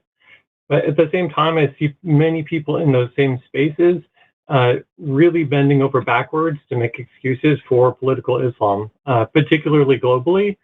Because obviously in sort of America, Islam is less of an issue, but it always surprised me. So I love your take. Is political Islam trying to put the Quran in classrooms? Because you just compared apples to oranges. Yes, yeah, it is absolutely not in America, but in globally, you bet. Wait, that's the point. Not in America. If you talk about Americans objecting to people trying to put 10 commandments in their schools, it's because we have a United States Constitution that would violate. When Muslims try to put the Quran in, why are you talking? When Muslims try to put the Quran in American schools, that would also violate the Constitution. Unfortunately, Americans don't get to say what Muslims do in Muslim countries. So I didn't say Americans. I said skeptics. Left-leaning. There are skeptics who are outside of America also. I am one. Okay. But I'm pretty sure you did say Americans, but okay. Okay, I didn't, but sure. So somebody rewind and find out if he talked about Americans, but whatever. Okay. What's the point? I find in skeptic spaces, oftentimes there's an embrace of sort of the global left, and they are, in my experience, pretty willing to give Islam a pass, and yes, there are many Muslims who work to put Qurans in schools, and that's a very common thing. Do I give Islam a pass? I don't think that you do. No, I think that you're better than a lot of people in this space. Why aren't you addressing the people who are the problem? Well, where I live, I am addressing the people who are the problem. Yeah, but you're calling me. Are you okay? Yeah. You called me to talk about a problem somewhere else that I'm not involved with? The moderator of the show asked that I call in on this, so yes. The moderator of the show asked that you call in. Who's the fucking moderator of the show? Oh, it was. I'm the moderator of the fucking show. Yeah. Okay. So why are you calling me to talk about something going on in spaces I'm not in and things I'm not doing? So the topic that you read when you introduced me and the location where I am were both up there. You read them. So, and if you're the moderator of the show and you took the call, then I'm sorry if that doesn't fit with what you were going for, but okay. I'm just trying to figure out why you're calling. What is it? What is the point you want me to address? If you're just wanting to know if Matt and I think that Islamic nationalism is something that should be taken lightly, I guess I won't speak for Matt, but I don't think that. I would have a problem with that if I was living in a country where that was prevalent as well. So Great. Yeah, that's awesome. I'm glad to hear that. Yeah, and I mean Matt's I've heard him debate Muslims, so I'm pretty sure that's where he's at too. Is there some position you'd like us to? Okay, I just don't know what the purpose of this call is. Okay, well, you read the subject, so I guess if you guys both stand in opposition to political Islam, then we're cool. So thanks. Okay. Whoever told him to call, I'd love to know why. I just don't get it. I thought we were going to get, perhaps, when I saw a caller calling from Israel, with something about the secular left caring more about Christian fundamentalism than political Islam.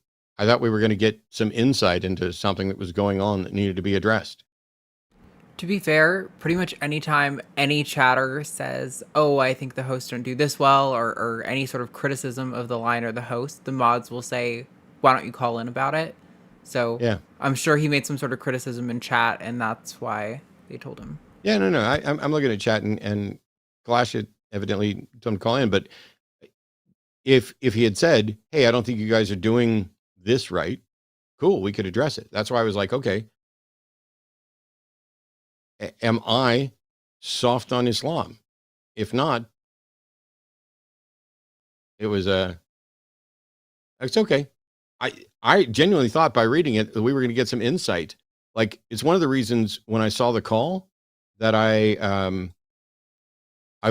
made sure that we covered the part of the debate that touched on Gaza and how neither of them really offered a plan, because I figured if there's a caller calling from Israel and we're complaining about the skeptical left, which, by the way, I don't know how you identify the skeptical left. I have a difficult time identifying who's actually skeptical or not. But I know when you try to take something that's such an individual thing and blanket it as, like, are you, Matt Dillahunty, supposed to address all skeptic leftists and, rally us together and correct us for things? I don't know. That's not what this is. So, yeah, I mean, and I think you've been really clear on your stance toward Islam. You have had people call in and try to convince you. I have at least been more clear than the candidates were in the debate. However, I'm not completely clear on, so I'm not qualified to solve the problem in Gaza. I'm not an international legal scholar, so I can't tell you whether or not war crimes have been committed. Although based on the reports, I believe war crimes have probably been committed. I'm going to wait and see, what the outcome of any trials are in there. I think that I don't know. I don't necessarily know what Harris's actual plan is, but I generally agree with her stated goals. And her stated goals being Israel should be allowed to defend itself. The attacks by Hamas in October were vile and terrible, but what's going on has gone too far, and Palestinians deserve peace and autonomy as well. The problem is,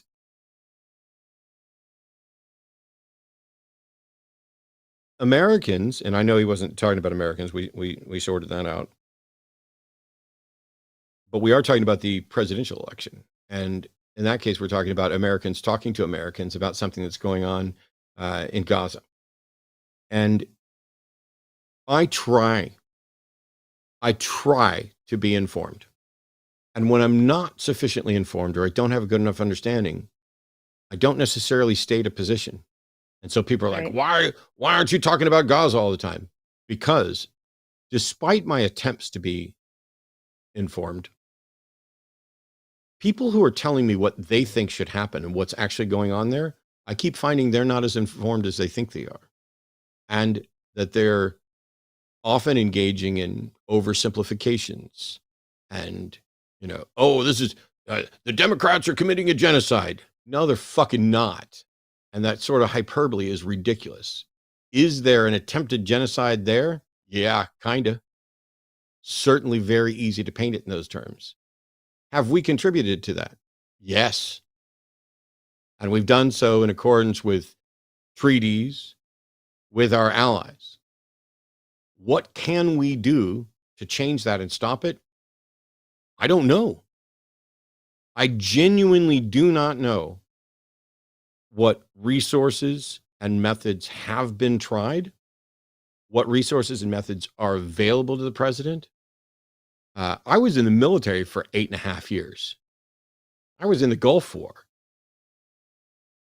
I was in it and can't give you a good understanding of that. I definitely now, having been out of the military for years and not being a public servant and not being a lawyer and not being, any of the things that are required, I can't give you an understanding on Gaza. And so while my heart is, let's do almost whatever it takes to stop the slaughter, and my gut is in line with Kamala saying, I would love to see some sort of two-state solution where Arabic people, Palestinian people have a safe, autonomous place to live. I find it strange that this one little shitty plot of land, in part because of religion, has become the most significant little plot of land on the planet. There are better places to live. Like if I was there, I'm not the kind of person that has, I need to stay where my ancestors were. I need to stay near the Holy Land. I need to, fuck that. If there's a better place to live, I'll move. But I get it. What's a solution for me isn't a solution for everybody else. That's why I don't sit here and say, hey, I don't pull a Sam Kinison and say, we got deserts in them. We just don't live in them. Move to where the food is. I mean, okay, that's a funny line for an 80s edgy comedian, but it doesn't do anything for world policy. It doesn't do anything to make anybody safer. It doesn't do anything to make Palestinians safer. And then there's no denying the intelligence evidence that we have about what Hamas has done, what they are doing. I don't have a solution. Sorry.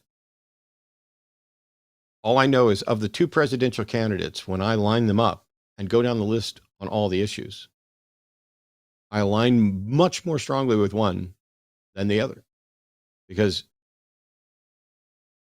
there might be three bullet points where I'm aligned with Trump, but they're things that everybody's aligned with. We want to end fighting. Hooray. That's the Hello Cleveland of politics. That's an applause line. It's not a plan. Let me run through some notes here. On the war in Ukraine, they said, they asked Trump, do you want Ukraine to win? He wouldn't answer. His answer was, I want the war to stop. I have an answer to that one. I want Ukraine to win. I want Ukraine to win and be free. Yep. I don't want to take over Ukraine. I don't want them to be eyeing Poland. That one I have an easy answer on. Trump just wants the war to stop.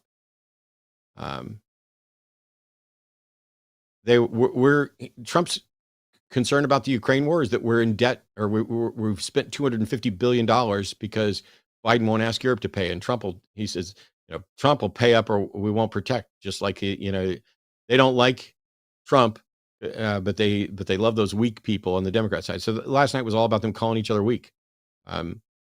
And Trump's like, I know them both very well. They don't respect Biden. When president-elect, I'll speak to both of them. We're on the edge of World War III because, quote, Where is our president? They threw him out of the campaign like a dog. He doesn't even know he's alive. First of all, Trump's not running against Biden. The moderator tried to interject, but Harris pointed out he's not running against Biden. And she thinks the war would be over in 24 hours because he'd just give it up and let Putin do whatever Putin wants to do, which is what he'd already said in some cases. She said she worked with Ukraine and NATO and brought 50 other countries in. And if he were president, Putin would be in Kyiv with his eyes on Poland. And he would eat you for lunch. And when she said eat you for lunch, I wanted her to say just like Hannibal Lecter, because then it would come full circle. That was Arden's joke, by the way. Come full circle to what he started with. And Trump's like, no. Putin would be in Moscow. He has nukes. Maybe he'll use them. Nobody talks about it. They sent her to negotiate peace. They were weak and stupid, and war started 3 days later. Biden is the worst president, but she'll be worse. She's a horrible negotiator. And then the moderator asked if she'd met Putin, because I think the answer is no. And her answer was met Zelensky, which kind of pissed me off because I think there was a golden opportunity for her to say, no, I've never met Putin. But I don't know. Maybe there's a state secret there. Right. It can't happen because of it. Then there was the bit about whether or not she's black, and the moderator was like, those were your words. And Trump's like, I read she's black or not black. I don't care. She can be whatever she wants to be, he said. This is where I wish she would have kind of leaned into it a little bit, because we have a mixed race woman who's about to be, hopefully, president of the United States. She pointed out that he has consistently used race to divide people. She talked about the Central Park Five, about not renting to black families. And then his response is, this is the most divisive presidency ever. They come up with old things. She had to reach back 40 years because there's nothing racist about him now, is the implication that he was making right there. I'm not doing anything racist now. That's why she had to go back 40 years to find me actually being racist. But it's funny because it's still an admission you were being racist. And he's like, I just read about it in the paper and they said that they pleaded guilty. So I gave my opinion on it. No, you took out a full page ad calling for their death. And this is where Harris was pointing out, I'm not Biden or Trump. I believe in the future. Let's compare plans. Let's turn the page. Let's stop looking in the past. And this is where Trump was like, she wants to defund the police, confiscate all your guns, and is in favor of fracking. And she's like, Tim and I are both gun owners. We're not coming for all your guns. And so nobody's being honest about the fact that they are going after and should be going after an assault weapons ban. And so, yeah, they're going to be coming after some guns. I hope they're not coming after any fucking guns. Why do we even bring up the issue? We should just yeehaw with a gun at the damn debate. I already did the rest of this about ACA and that. On climate change, it was barely addressed. And I don't think anybody did anything to say, here's what's going on. Here's how we know what's going on. Here's what we're doing about it.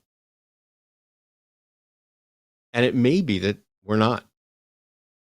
Maybe that we've thrown up our hands and said, you know what? There's so many people who think it's a hoax or think we can't do anything about it. And some of the people who think it's not a hoax are saying, oh, it's too late for us to do anything about it.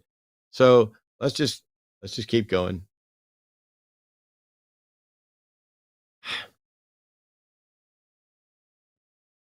I genuinely, I don't understand the support. The people who are like, well, I think I was better off under Trump. Cool. Let's come with facts and figures. How much were you making? How much were your expenses?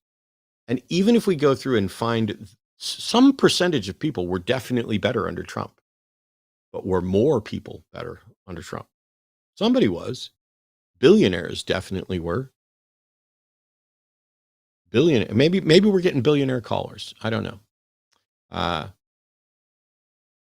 But we've got callers coming in, and actually, I've got a Trump voter that tell us why. So, Ian in Indiana, who has no pronouns preferred, voted for Trump last time, and will tell us why. Are you, Ian? Are you planning to tell us why you voted for him last time, or why you're going to vote for him again? Well, why I voted for him last time was he seemed to have more close ties with the values that I grew up with. I'm not going to vote for him this time. That has more to do with letting Fauci take over and all that face mask lockdown stuff. I don't really buy into the whole global warming models, and I may be a little uneducated on that. But I think if the right policies were put in place, that we could do things like feed the children and the things that you sometimes mention that you would actually give up your life for. Do you think Trump's more likely to feed? Do you think Trump's more likely to feed the children than Harris, since that's your pet issue? I think without regulations, we can get more done as far as that goes. Really? Ian, real quick, Without can we stringent ask you, regulations. Ian, can we ask you to just back off your mic a little bit? Because it's just coming through super loud. So if you just move your mouth a little further away from your mic. You can continue, though. Sorry. Yes, ma'am. Thank you. So what regulations should we get rid of, and why? Well, it seems like, and like I say, I'm not perfectly educated on a lot of these things, but it seems like more would be able to get done as far as being able to move businesses towards, like EPA regulations.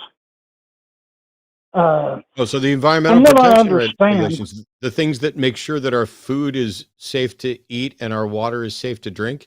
If we remove the regulations, what keeps the country from becoming like Flint, Michigan? Well, you don't know that. No. I'm asking you. You're suggesting that if we remove regulations, things get better. And what I'm saying is that regulations are what keep the water here, where I live, from being as bad and harmful as the water in Flint, Michigan. So if we remove the regulations, what keeps my water from becoming bad?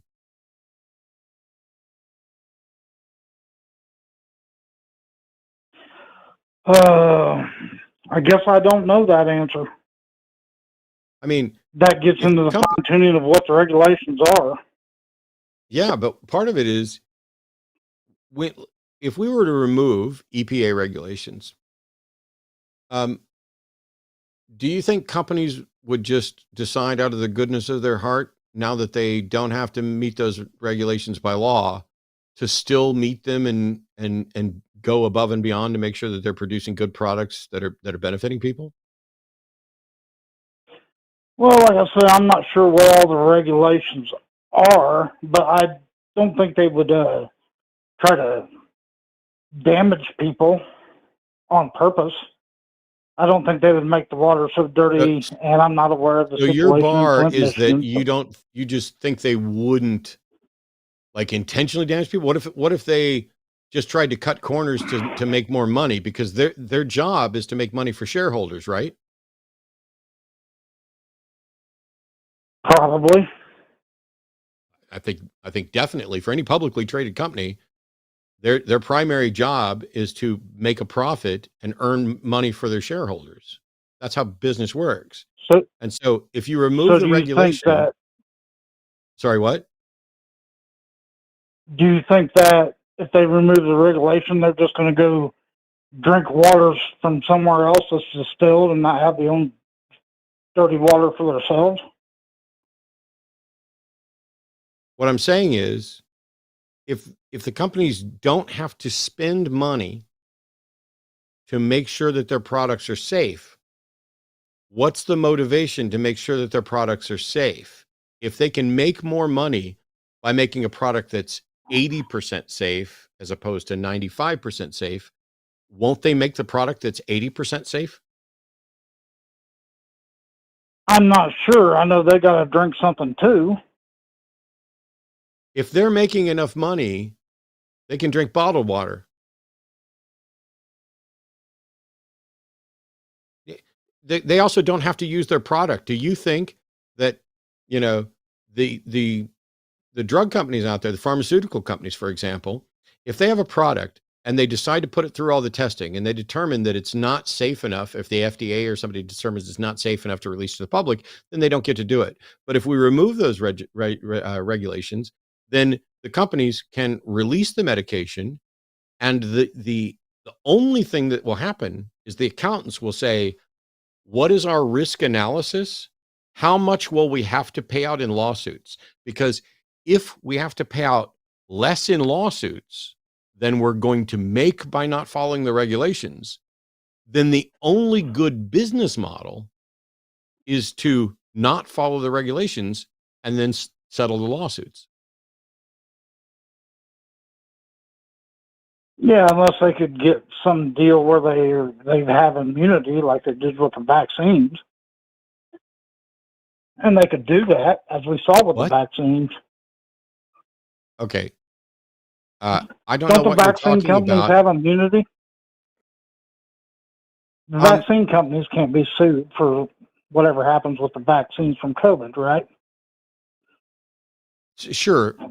There are extreme scenarios in a global pandemic that when you force a company to produce a vaccine without proper testing, you have to provide them protection from being sued for the testing that you did not let them do.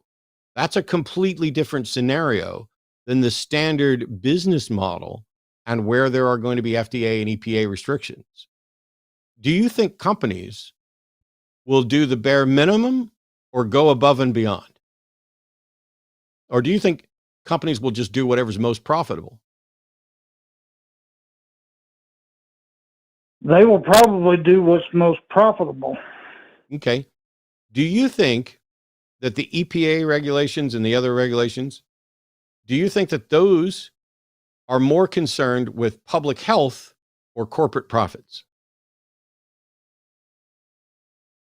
Now, you say that again, EPA and the pharmaceuticals? The regulations that we implement, are those more focused on public health or corporate profits?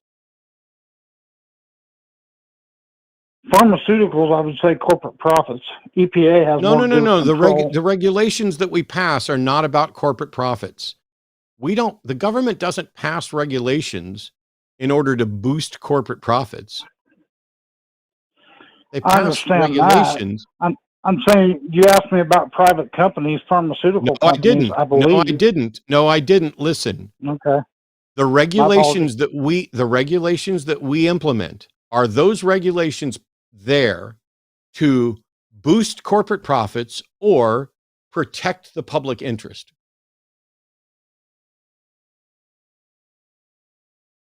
I don't know. It could be public interest or in the interest of control. Wait, you think the government, which is us, the people, are passing regulations so not to protect anybody, but so we can control corporations? To what end? No, I think the government passes things to control people along with the corporations. Okay, we're not able to have a conversation, Ian. I have nothing to add. Okay, thanks. Thanks. I don't know.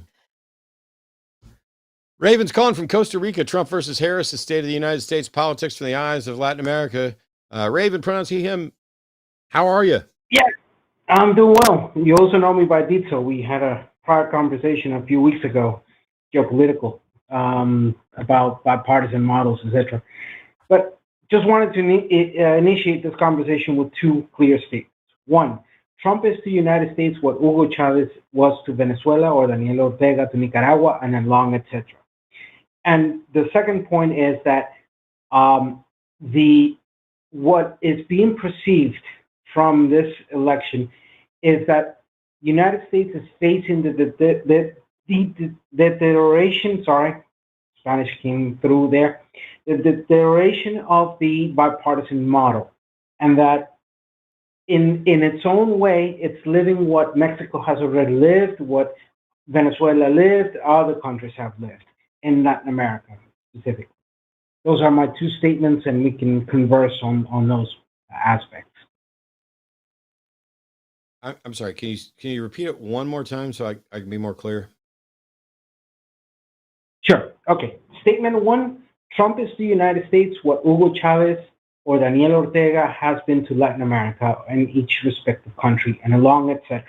I can mention more people. And the second point is that the perspective that we're seeing from the electoral sense of the United States, and this has been ongoing for the past 20 some odd years in a more aggravated sense, is that the United States is living through the deep deterioration of their bipartisan model of politics in their own way, but that deterioration has already been lived through Venezuela, Mexico, and so many other countries. The end of bipartisan model is something that is projected to be near in the history of the United States. Okay.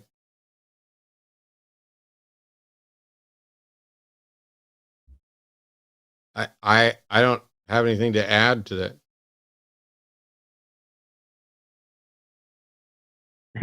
Okay, I don't know. I don't know that Matt or I could, as we're both here in the States, I don't know that we have enough information to even say anything other than interesting perspective. And this is just your perspective as well. So yeah, interesting. And I don't know what else we would have to add to that. Okay, just wanted to put that out there and have people think on that. You didn't mention Israel. I have 25 years of geopolitical experience, and I'm going to tell you something that you said. You said you do not have enough information. Even people like me who have enough information can confess to you we don't have the clueless idea how to resolve this whole thing. Because you have a conflict of ethnical, religious, historical aspect that is extremely difficult. And the Ukraine situation is another one right there. At the end, I'm going to tell you my position as an individual is the involvement of the United States with Israel has to end. And as sovereign nations, both Palestine and Israel, they have to do the hardest thing they would have to do in their history, and it's sit down and start talking. And in regards of crime wars, I'm going to leave that to the International Court of Justice. There's processes there. My personal position is that there is a lot of indicators that Israel has committed horrendous crime wars, and that Hamas has also committed, in many ways, also war crimes in that sense. Both parties are guilty of that, but mostly in this current situation, Israel has carries a lot of that horrendous actions. It does not mean that one does not recognize the right of defense, but the right of defense is not a unilateral behavior. It's multilateral. Palestine also has the right to defend themselves. So you have two countries defending themselves against each other. One that is not technically a country, and the other one is. Yeah. You can't say it's two countries when one of them's not. Yeah. I was just on that term. It's because I do want to recognize Palestine as an independent nation, and hopefully in the future we'll see them become a country. But yeah, that yes. And the Russia situation. Look, Putin is an asshole. But United States is in the condition of Ukraine because of the Budapest. Oh, and something I would have loved Harris to use and trigger Trump. If I had been on the shoes of Harris, I would have said, Trump, you made the Abraham Accords. They failed. You fueled the conflict even more. You threw more fire on that fire. Your Abraham Accords, their conclusion was what happened on October last year. And what it fueled was the continuous anger that there is in the Palestine side, which then is utilized in those horrendous ways, in those horrendous shapes, to make that a point of we want to be free, we want to be independent, we want to have our own nation. But had she used that, you would have seen Trump going mad, completely and utterly, because his Abraham Accords did do that and fueled even more the problems of the last 76 years in the Israel-Palestine situation. And then, just to conclude, migration, look, the borders are not open. That's a fact. What has happened in the last 15 years more is irregular migration. That irregular migration is because of different factors. But one of those major factors, especially in Latin America, Africa, and Asia, is the impacts of the war on drugs in each of its regions. The continuing of violence because of the war on drugs, the displacement of people, and then that displacement of people mobilizes them towards the United States. I've been in both Rio Grande and in the Darien Gap. I've had to take bodies of children. Look, I've had to take out a body of an 11-year-old kid who looked like me with tears on my fucking eyes. I couldn't stop crying, and even right now, I get that knot on my thing. I had to take out that kid who was dead. And I looked at that kid and I looked at myself because I have been a migrant.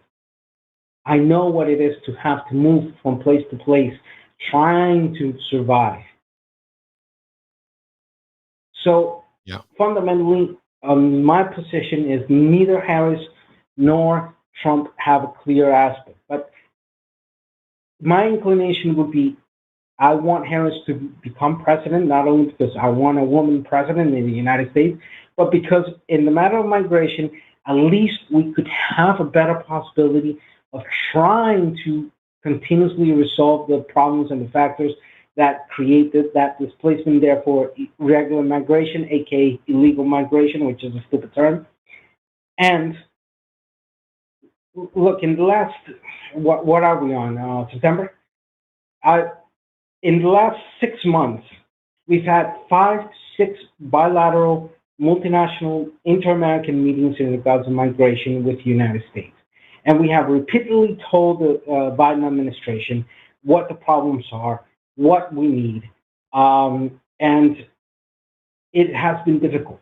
The bill that was going into Congress could have had a lot of help to resolve or at least initiate resolutions on certain problems, but Trump said no, and he blocked it because he wanted to run on migration. And reviewing the bill, yes, there were packet aids for Ukraine and Israel. If I'm not incorrect, it was about 40 billion to Ukraine. 20 billion to Ukraine, 40 billion to Israel. At that particular bill, it was $118 billion dollar bill, which had certain dispositions in that sense. But at the end, we're not going to resolve the issue of displacement of people, particularly in Latin America, if we do not end the war on drugs. And if we do not end the war on drugs, this idea of United States as a corporation, no, United States is a narco factory. And it's a narco-dependent country, but it's not alone in that. Every single country in the Western Hemisphere is dependent on that secondary market. And the war on drugs is a legacy of foreign policy of the United States since the era of Nixon. That is even equally as worse as their movements or their policy against the Contras back in the 80s. Let's not forget Oliver North. And sorry, I'm taking over. I'm sorry. I'm sorry, Raven. I gotta get in. Raven, I appreciate you. You seem like a nice guy. You're very knowledgeable and very educated. But this isn't really like an open mic. This is a back and forth call-in show where the callers are supposed to present arguments or a proposition or present something that they disagree with the hosts about. It's not really just a platform to just like do your whole thing. And I again, you seem nice. You're very knowledgeable, and I appreciate your contribution. But it's not really that call-in show. So I think we might need to Yeah, put a I'm cap on sorry. this. I'm stopping myself on it. Yes, you're right. I apologize. I went off. So I thank Thanks, you Ray. for your attention. And Oops. I went with the thanks and not the end. I was waiting for a pause in the long list of things that I don't know enough about, because I have a question. I mean, it wasn't a question needed for Raven to answer.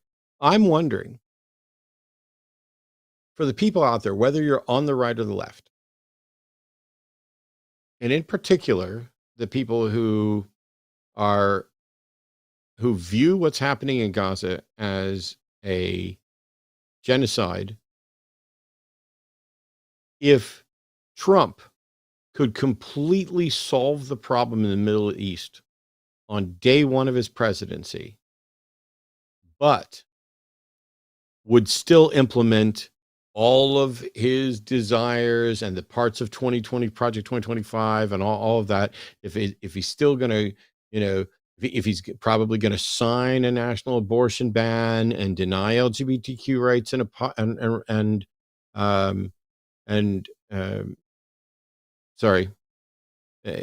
deny those rights, if he's going to remove the license of media stations that dared to fact check him, if he's going to be a dictator on day one, if he's going to weaponize the justice system to go after his political opponents, as he thinks has been done for him, but he could solve Israel-Palestine on day one, would that be enough for people to vote for him? If you're out there on the left and you just both Trump and Harris are just terrible on Gaza, cool. I don't agree with you, but cool, maybe they are. Are you saying that that's the primary issue that you care about voting in the United States, is this issue on Gaza, and not women's rights, not queer rights, not democracy? If Trump could guarantee, for all the lefties out there who think I'm too centrist, too moderate, if Trump could guarantee that on day one there'd be peace in the Middle East, is that enough to vote for him? If it is, I want to hear why you don't give a shit about the other issues and why you prioritize that one over all of these other issues. And if it's not enough, then stop fucking bringing it up. Because even if we both agree that both the Republicans and the Democrats are shit on this issue, the fact of the matter is one of those two candidates is going to win, and they and their vice presidents and their cabinets and all of their advisors are going to take over the executive branch of the government. So why are you bringing up stuff that isn't actually going to impact your vote, other than to sit out and do a protest vote because evidently you have buckets of privilege that the rest of us don't have? All right. Yeah, that's the part that gets me. Ugh. We have from California, Moises is calling in to say his definition of God is real and for us to prove him wrong. Well, I'm sorry, Moises, that's not quite how it works, but for clarity, what's your definition of God? Well, you know what? I'm not even too sure, but this is, I'm going to shoot my shot. Did you say you're not too sure? I'm kind of nervous. Hang on. You called in to say your definition. No, I haven't written down. Listen. Take a fucking breath. Take a fucking breath and listen. You called in to say your definition of God is real. I asked you what your definition of God is, and you said you're not too sure. Should we wait and have you call back when you are sure? Why are you talking? Should we wait and have you call in when you're sure? Or would you like to pause? Or is there some other question I can ask you? You know, I would like to take that back, the not sure, and just say my definition. Cool. What's your definition of God? So, you know, I look it up on the Webster Dictionary, you know, and it just says the supreme or ultimate reality, such as. That's what it is when you look it up as God, right? On the Webster Dictionary, or whatever that means, you know. And then you look at the Big Bang, it says the origin of the universe. And to me, it's the exact same thing. So my kind of question was like, isn't the Big Bang and God the exact same thing? No. Why not? That's You that's said kind it's of the why I same thought. thing to you. You said it's the same thing to you. Prove that they're actually the same. If I say the best movie in the world is Shawshank Redemption, that doesn't mean it's so. Uh-huh. Or what's your definition of God then? I don't have a definition of God. I evaluate other people's definitions of God. There are countless definitions of God. There's a variety of different definitions for specific deities. There is the God of classical theism, the Omnimax God. I argue with people when they present what their definition of God is. And then what I want to know is not so much what your definition is, because the definition is irrelevant until you have the evidence to show that God exists. So are you saying that you believe in a God that is just the creator of everything? Well, I would just say that when I say God, I think of the universe in totality. So you're just renaming the yeah, universe. Instead of just saying the universe in totality, or instead of saying the Big Bang, you're just saying God. So you just like the idea. pretty much. Yeah. But why? What's the point of doing that instead of calling something what it is, or saying when you don't know something? What's the point in calling it a God? Like, what does that actually mean to you? What's the difference between the Big Bang and a God? Well, to me, there is no difference in I guess that's kind of the only thing I came to ask for, and I guess you guys can let me go now. Okay. Wow. All right. All right, thank you. Bye. I guess we proved him wrong. I don't think we did. It's very confusing. Yeah. So there's pantheism, which is the notion that God and the universe are the same. Right. And then there's panentheism, which has them distinct, but kind of there's a distinction between the divine and the universe, but they're co-equal, or and I don't even know how to describe it right now. some kind of theism salad. If you're just saying, hey, I think the universe is God, I had tons of questions lined up, but he wasn't even sure about the definition. But if you think the universe is God, okay, there are properties of the universe. Are those the properties of God? So you're saying God is the matter and the sum total of the matter and energy within the universe? But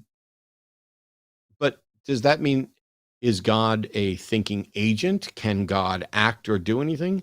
There are usages of the term God that seem far less useful or significant than others.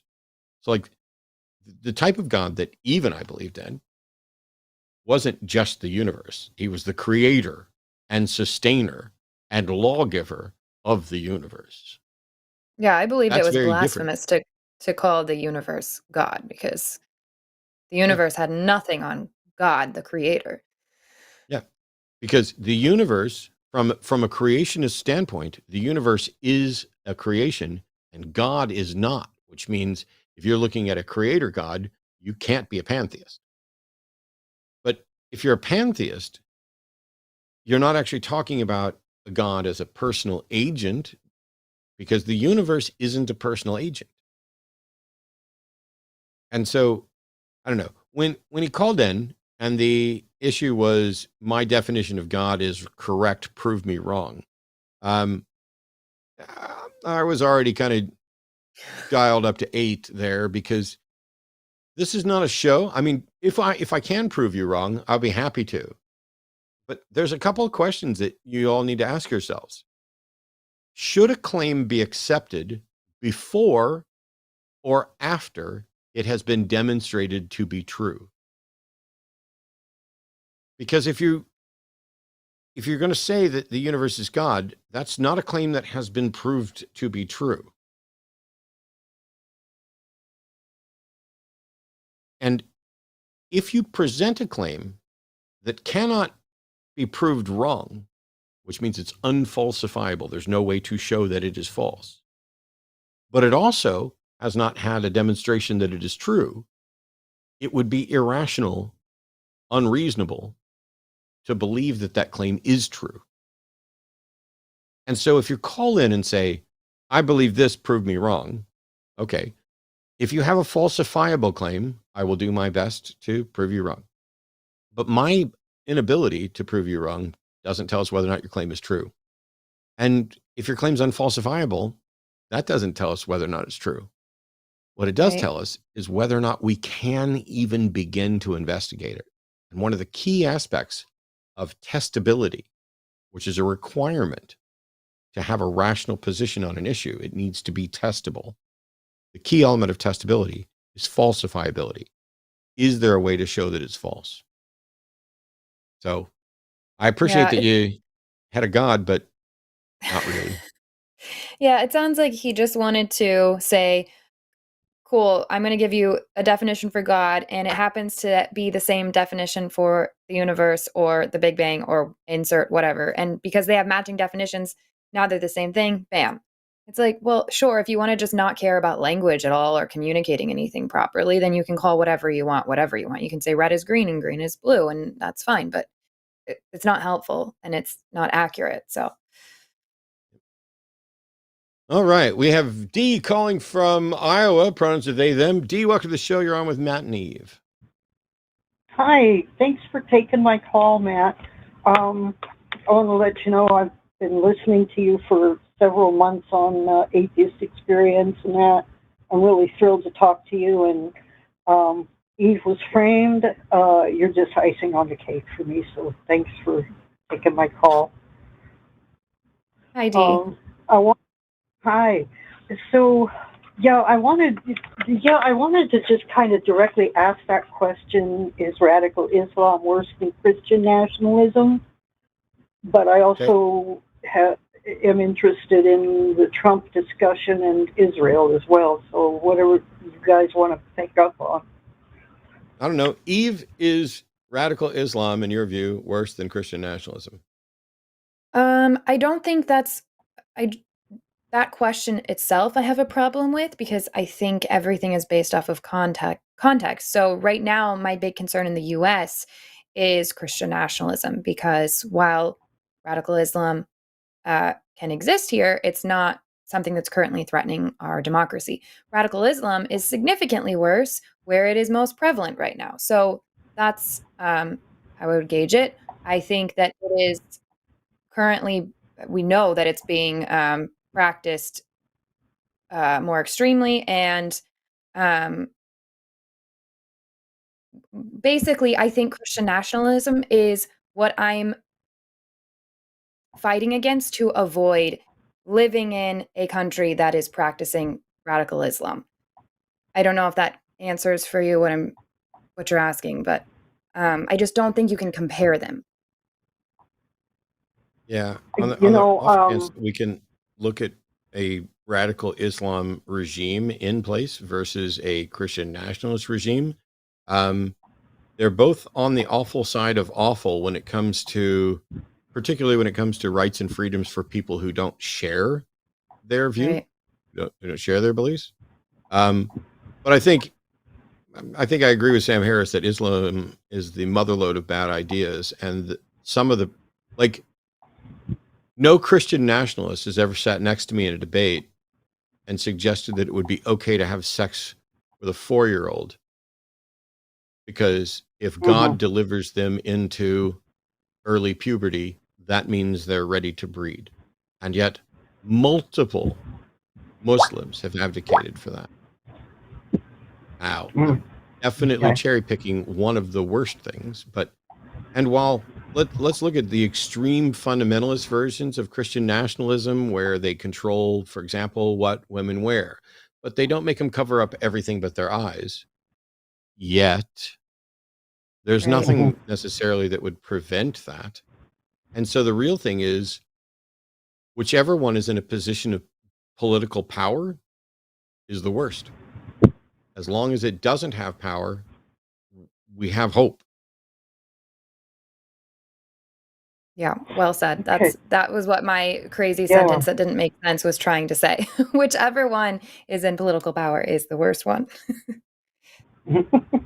Yeah, and Eve, thank you for that, because that really made me think about that question in a different way. Yeah, and I appreciate both of your views on that. So thank you for that. Like I said, it's making me think about things in a different way. Cool. On that front, though, Honestly, what I go ahead. think is that if Trump does get back into power, I think that Christian nationalists very well could become as bad as radical Islam, because they'll have pretty much free reign to to do what they've been wanting to do for generations. Personally, I think Trump supporters are cave dwellers, and not just a couple of yards inside the cave, but down deep where things with no eyes live. And I understand the sentiment, but I'll opt out of that. I understand it, and I'm not. I'm not. My family are Trump, and I include them in that definition. And maybe that's really mean, but you've got to be hiding under a rock to listen to the things this man says on a daily basis and still think it's a good idea to put him in charge of this country. I agree. And I think, that I was really intrigued to listen to you, Matt, after you got off the phone with that gentleman from Israel. And I think that if Trump does get back into the White House, I think Palestine may cease to exist. But I don't know. I worry, Dee, because Trump last night said that if Harris gets in, Israel will cease to exist, and Dee is saying that if Trump gets in, Palestine will cease to exist. When Palestine didn't actually exist before, anyway. But none of us can predict the future. All we can do is look at what people are saying they're going to do, and what their track record shows that they're likely to do, and vote based on their stated goals and their track record. And based on the stated goals and the track record, I have exactly one option. Nobody's getting a pony. Right. I wasn't thrilled that I was going to probably have to vote for Biden. I'm not super thrilled that I'm going to have to vote for Harris. I'm happier to do that for a number of reasons, but I'm not voting for the lesser of two evils because I don't view them both as on the evil side of things. But even if they are, the lesser of two evils is by definition the better option. And I will always vote for the better option. Absolutely. Yeah, absolutely. I'm reading all the articles and watching all the clips, and while I think Harris did a fairly admirable job last night, I would have liked to have seen a lot more substance from her. I think that if I had been an undecided voter, I don't think she would have convinced me last night. I don't understand undecided voters. I like genuinely, I would have loved to see more from her as well, but I don't know how anybody can watch that and say, hey, I was undecided at the start of this and I'm still undecided. Right. Yeah, well, like I said, cave dwellers, Oh yeah, but you're saying you. If I was, not that I am. If I was. Okay. I don't know how else to say it. You basically said that if you were undecided, you would have remained undecided. Why? Well, I don't think I would have been convinced because her. You don't think last night would have convinced you that she's the better option than Trump?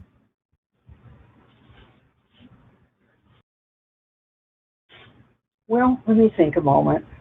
I suppose. I don't know. You're right. You're right. No, thank you. I'm sure there's somebody out there. The only reason I'm asking is because you put yourself in that position as a hypothetical, because I'm sure there are people out there who were undecided before and still undecided. I don't understand those people. I what are you waiting for? And just how privileged and in what sort of safe space do you have to live to be able to watch what's going on and remain apathetic or uncommitted? It's like Tim Walz talked about sacrificing or compromising without sacrificing your ideals. And so there has to be compromise. The United States is almost dead evenly split between right and left, between Republican and Democrat, between, however you want to label it. And yeah, that's alarming. I can remain confused about this, but while I'm less confused about why some people are voting for Trump than I am by people who say they're uncommitted and remain uncommitted. And I'm less confused by people voting for Trump than I am by people who are like, well, none of these are lefty enough for me, so I'm going to vote for, a third party or Green Party or throw my vote away or not vote. Right? Yeah, I don't get it. But yeah, I wish. But do you think? I wish they'd explain. Do you think that maybe the position of being undecided is different from? I absolutely hate both candidates, so I'm going to throw a protest vote. Okay, but if you hate cancer and athlete's foot, but you have to have one of them, are you still going to just sit there and cross your arms and say, nope, I'm not going to take the athlete's foot? Gotcha. Yeah. Good point. Anyway, point. Thanks I got to for get calling on. me out. No, you're great, D. I got to move on, but thank you. Thanks for calling. It was a real D. pleasure speaking with you guys. Thank you so much. Have a great day. Thanks so much. Bye. Have a good evening. All right, we have the final caller from tonight's show. All right. But I want to make sure that I go over the schedule of what's coming up, because I messed up the schedule, like genuinely. So Eve and I are here today, and tomorrow on TACIS, it's going to be Luxander and Ben at 2 p.m. Central. And this weekend on the Sunday show, Eve's doing the Sunday show with Forrest. Aaron Adair's doing the Sunday show after dark with Forrest. And then Erika's doing Skeptalk with Forrest. So we're basically going to work Forrest's little ass off this coming weekend. I was supposed to be at a Reptile Expo, and it's possible that I could be, but I'm actually on the wait list for that one. And we're waiting to see what happens with the tropical storm / hurricane that's getting ready to slam into New Orleans. I think any minute. Yeah. It might be happening now. I can't remember what the timing was for the update. But tune into all of those shows and they'll give you updates on all the other shows. Next week on the Hang Up, it's me and Jimmy Snow. And prior to that, Shannon Q is going to do Chewed Gum next Tuesday with Alyssa. And that's the schedule for the next week of shows here on the line. Eve, apart from Sunday's Sunday show, what do you got going on? I will be gone next week getting married. just a casual elopement in DC. So I'm so cringed out. I'm like, probably 3 months ago, I was saying I will never get married again. And then here I am.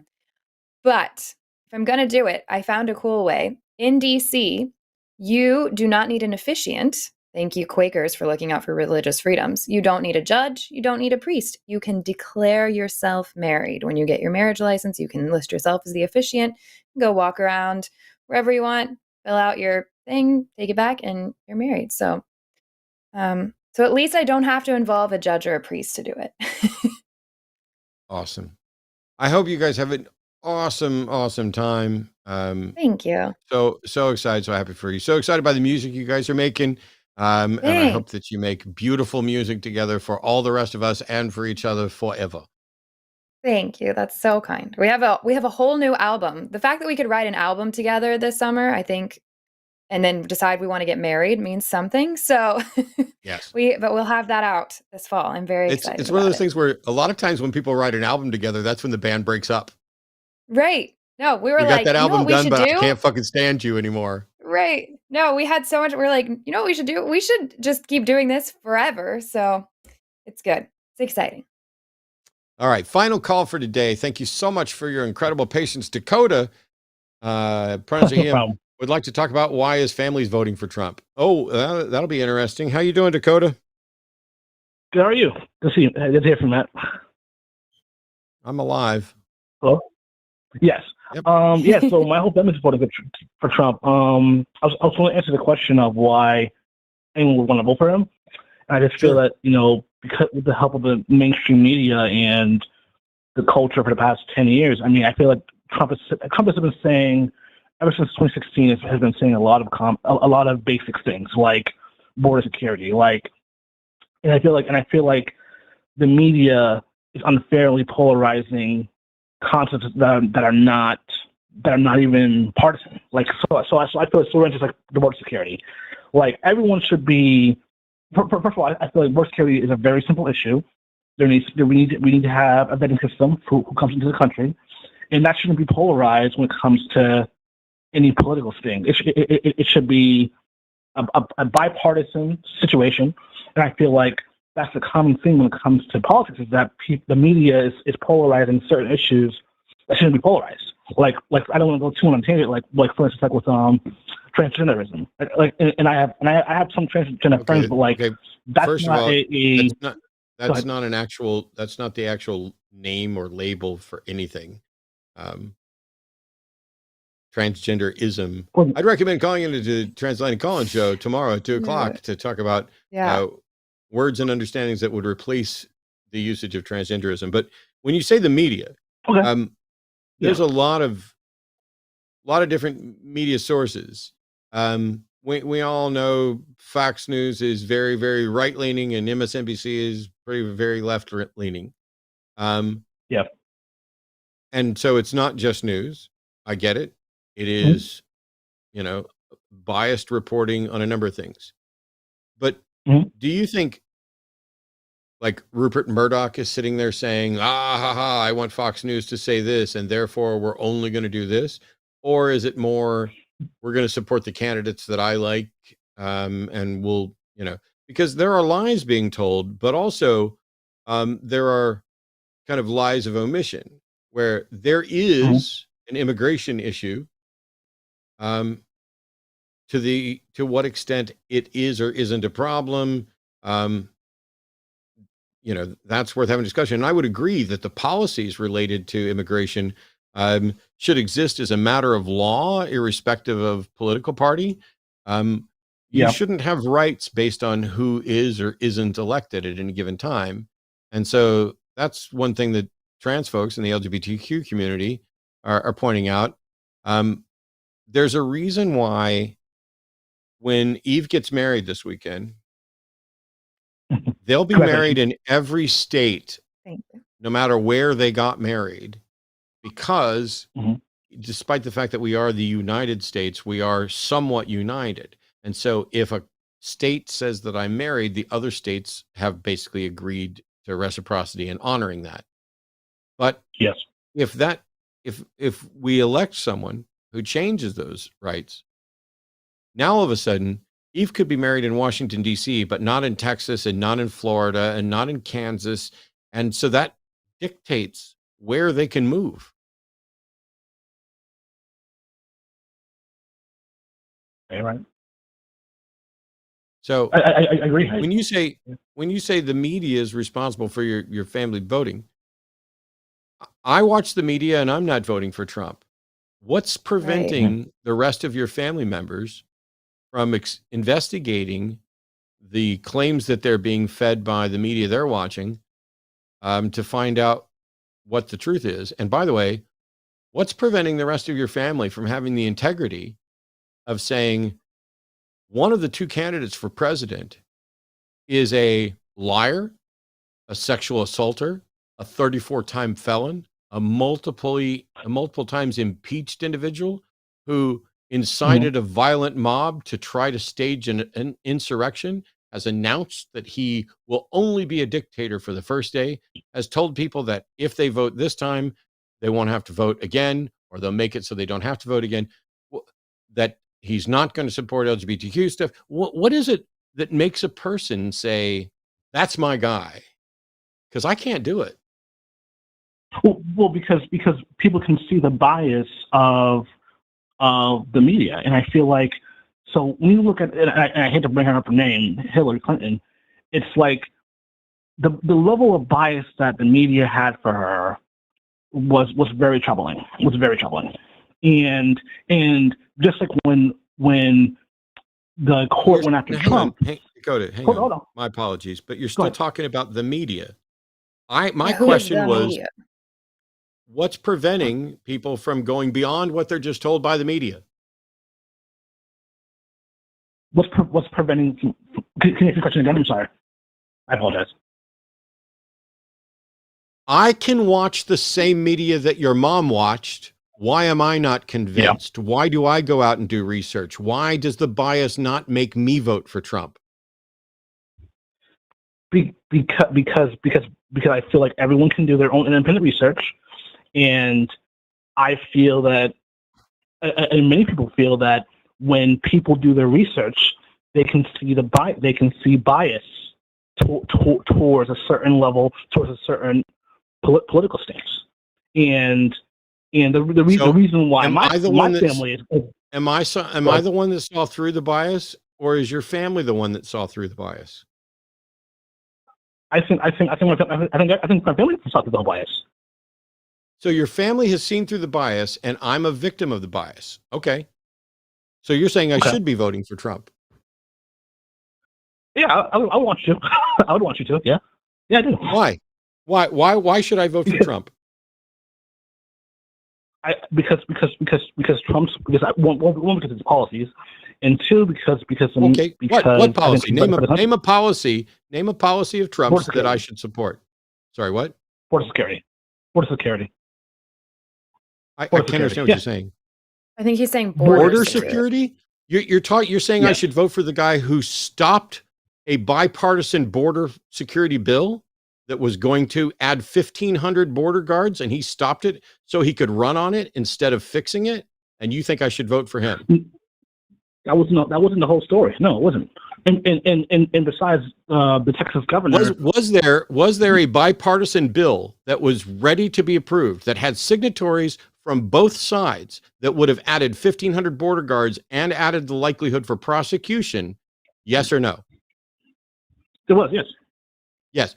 Did Trump reach out to Republicans and say, do not vote for that? I want to run on it. There was more to the story, but yes. Yes. So why should I vote for someone who wants to run on a problem instead of actually fixing it? He didn't fix it while he was in.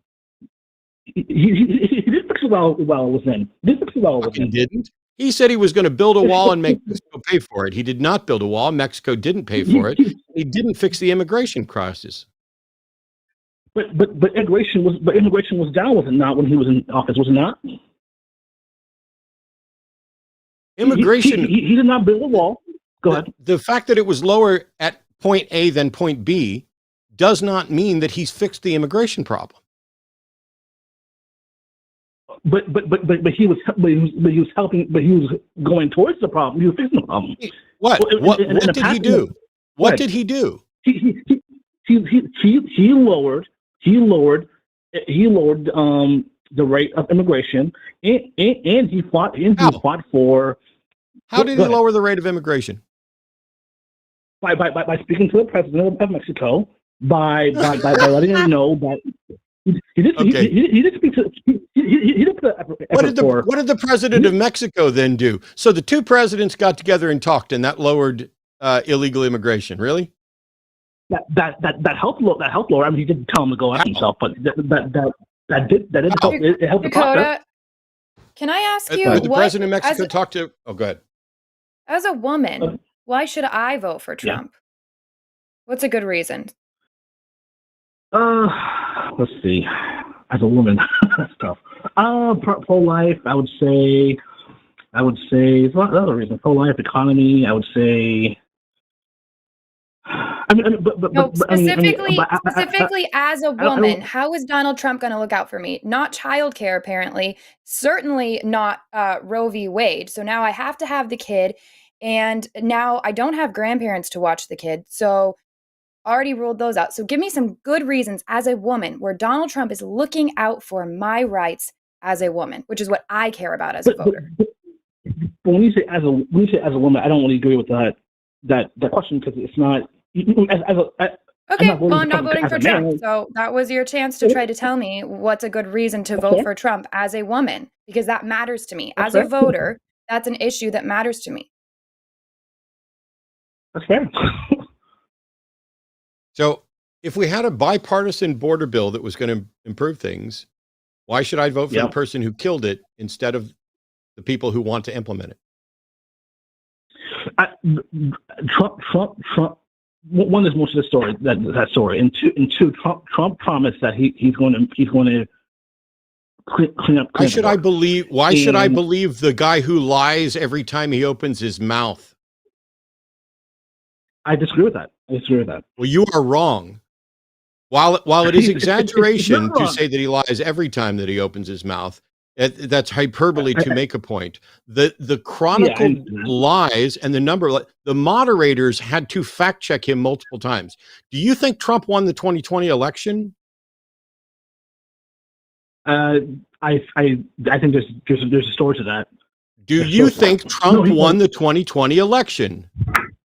Yeah, I think there was some. I think there was some. You are delusional as fuck. You are delusional as fuck. You have bought into the Trump propaganda full on. Every single court case that attempted to claim that shut up. Every single court case. Okay, never mind. You're going to laugh like a little bitch. I'm going to hang up on you like a little bitch. Bye. Every single court case that tried to prove that the election was stolen or that there was some kind of fraudulent or anything else, every single one of them, none of their evidence bore out. Trump did not win, and Trump thinks that he won. Trump is delusional. You think that Trump won. You are also delusional. You think you've beaten the bias, and you care about immigration. Well, I care about immigration, but I also care about 25,000 other things, including whether or not people who can get pregnant will have the right to say so over their own body. Whether or not somebody's going to sit there with a miscarriage bleeding out because of restrictions from people who think there's a soul enshrined in a baby from the instant of conception and we have to protect it because their God is too fucking weak to protect it. Meanwhile, I'm also in favor of LGBTQ rights that Trump is not in favor of. I'm opposed to almost everything in Project 2025. And while Trump's not in favor of all of it, he's opposed to a lot of it. I'm opposed to Trump because I'm a decent human being that values empathy, integrity, honesty, equality, and freedom. You're a Trump supporter because you are a delusional buffoon who bought into Trump's lies, and you believe the most obvious, clueless, stupid, least presidential, least diplomatic, lover of hot, strong men and fearer of strong women, and you are part of the problem. Thank you for calling in to demonstrate exactly what we've been talking about. We wanted you to say why your family was voting for Trump. Your family's voting for Trump because you're shitty and delusional. Oh, wait, I shouldn't say stuff like that because you might be a good person, except that you already proved in this call you're not. Eve asked you, as a woman, why should she vote for Trump? What was your answer? Did you give a reason why somebody who cares about women's issues would vote for Trump? The guy who said you can grab him by the pussy? The guy who has mocked people with physical ailments and disabilities? The guy who shits on Gold Star families, who says he doesn't like John McCain because he was captured? The guy who poses with thumbs up and smiles at cemeteries while saying he doesn't like the losers, the people who were military were losers? Trump is the most vile, despicable human being that's ever sat in the Oval Office. You should be ashamed and embarrassed that you called in to defend him and then laughed after you started spewing delusions about the facts in the election. There are ideological differences that we might have. You might be opposed to abortion and I might be gung-ho for it. But there are also facts. And the fact is, the 2020 election was not stolen, was not rigged. Last night's debate was not rigged. He sucks at debating. The only reason he did good at all is because Biden was so feeble that he sucked more. Trump is not intelligent. He's not informed. He's not reasonable. He is not honorable. He did know Jeffrey Epstein. He has been on his flight. He has been to the island. He does go into dressing rooms with underage girls. He does rape people. And you should be embarrassed for suggesting, well, you know, he did better on immigration. Fuck it. Let's give him a chance. Go away. All right. Well said. I am finished with that. And we have super chats. It just updated with a whole new page. So I've got John. You want to start him? Sure. 1999 from John Kennel. Vote for Trump or Alf will eat the Ochmonix. How do you say that? Cat. I thought you were asking how to say cat. I was like, that one I got. No. That would be bad. Yes. I didn't watch much Alf, but I didn't watch any. It's a sitcom from back when I was younger. Although they were all from back when I was younger. Thanks, John. $10 from Older T. Malcontent. What do you think Trump's statement, Christians only need to vote once more and then never again? Okay. I've been pretty clear on this. I don't agree with the way some people are framing it. I brought it up specifically so I'd get a question kind of like this. That statement that he made, he was specifically making an appeal to people who don't normally vote. Christians, I love the Christians. And he said, I'm a Christian, I think. Some other people think he said, I'm not a Christian, but considering his past statements about being one, I'm just going to assume that he said, I'm a Christian. But what he was telling them was, if you're one of those people who don't normally vote, come out this time because we really need you and we will get stuff fixed so that we don't really need you anymore. He wasn't saying we're going to take away your right or need to vote. However, the track record and what Project 2025 advocates for, that could lead to a real situation where elections fundamentally change to where you may not be voting or have your vote matter. But I think he was just, the guy's clumsy and he thinks in a different path than he speaks a number of times. And I've gotten pretty good at sussing out what he's saying and bending over backwards to give him the most charitable interpretation. And I think the most charitable interpretation is, if you don't normally vote, come out and vote for it this time, and then you don't have to do it again because we need to get here to fix this. And then we'll have enough support and we'll have it all done right and they won't be able to rig anything else and you can go back to not caring. You can go back to your apathy. He just doesn't have the vocabulary to do that because he's got like a third grade vocabulary. My takeaway was that he was implying we're going to implement all these values that they want, or that you want, and they're going to be there and we're going to set them up forever and everything's going to be great and perfect. And then nobody has to vote anymore because we're just going to make everything so perfect that everybody just wants things to just keep being like this. Yeah. It's a lot like, if your only issue is abortion, if you vote for me right now, I'll get that fixed and you won't have to worry about it anymore. That type of thing. Right. But without him having to specify. So, But I get it because we now live in a world where, thanks to Project 2025, The quiet part is being said out loud. The plans are being said publicly. Right. And that makes you wonder if that's what they're willing to say to your face, what are they Yeah. saying behind closed doors? And Yeah. I understand why some people are fearful that what he was saying was, oh, we're going to eliminate voting. But nobody is stupid enough to actually tell Trump that's their actual plan because they know he'll blab. You know why I Right. know? You know why I know aliens aren't working with the government? Because Trump would have fucking told us already. Yeah, you know, and if they are, nobody's going to tell him because they know he's not going to. He's a puppet. He's a Right. puppet for Project 2025. He's a puppet for every manly dictator that he wants to blow. He is a puppet for every one of his little fantasies where he needs. Never mind. I'll just stop. $5 from Uh, Mr. Borakua. $10.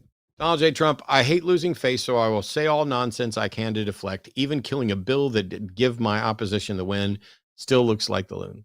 Yeah. It was fun well said. watching him squirm and when his eyes got big. And it was the thing he cared about most was when she came after his crowd size and whether or not Oh they yeah, left. it was over then. $20 from Jamarl Ritchie. Love the show. Love the Line platform as well.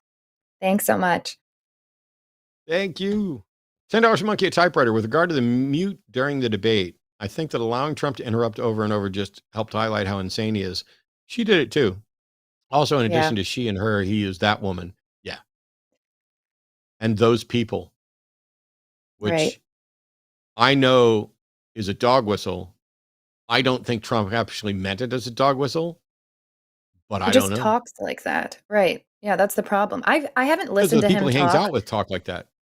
Right. I haven't listened to him talk that long in a while, which was nice because I was gone this summer. And hearing him again last night, just remembering that it's not just little sound clips. That's just how he always talks. It was not fun to listen to.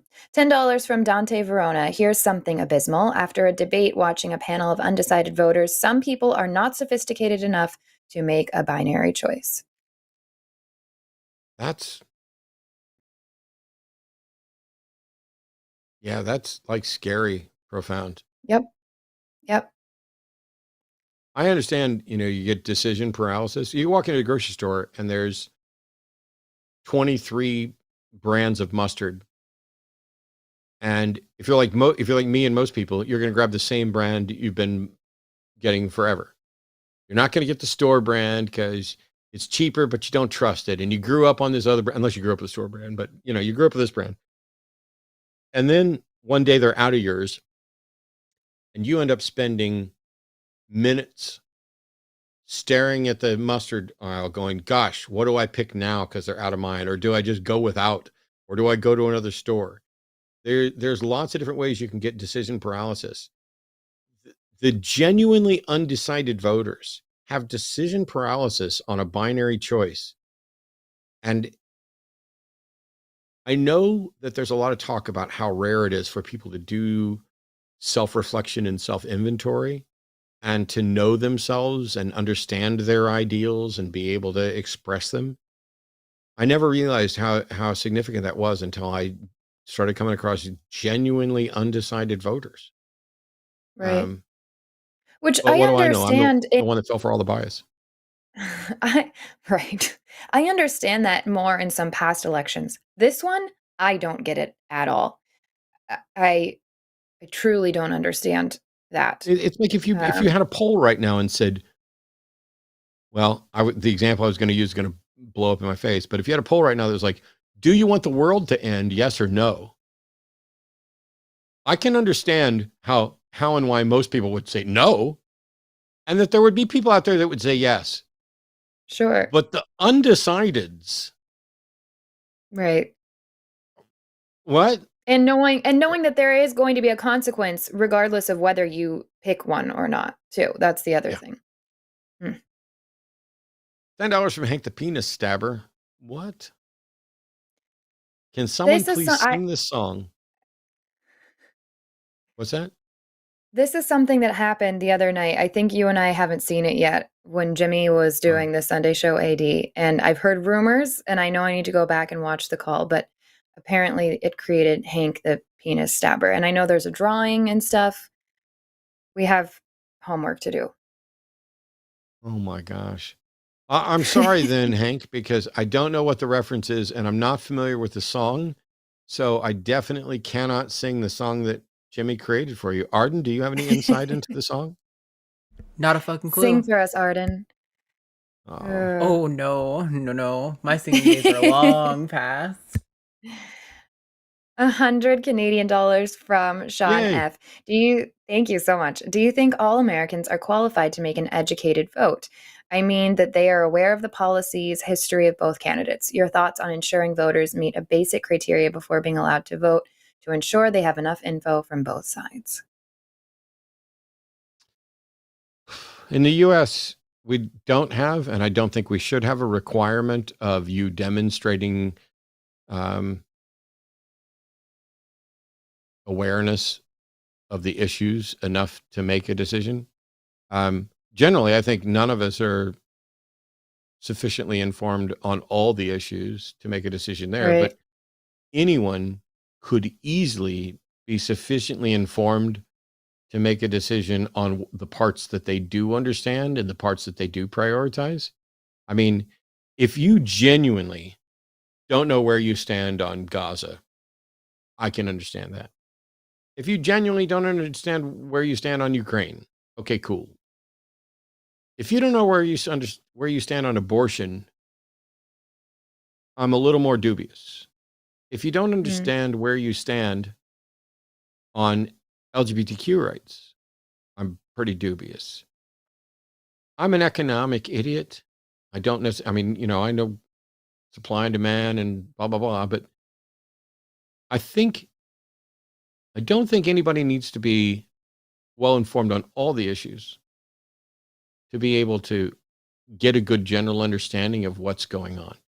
If you are so confused that you can look at Donald Trump and what he says, and Kamala Harris and what she says, and go, man, I just I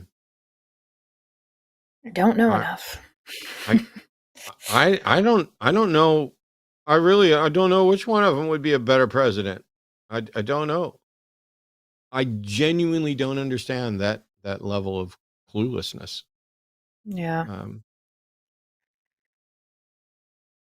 I happen to, on the other hand, there's people who are, Dunning-Kruger cocksure about, you should support Trump because he's going to do what he said he's going to do when he's never really has.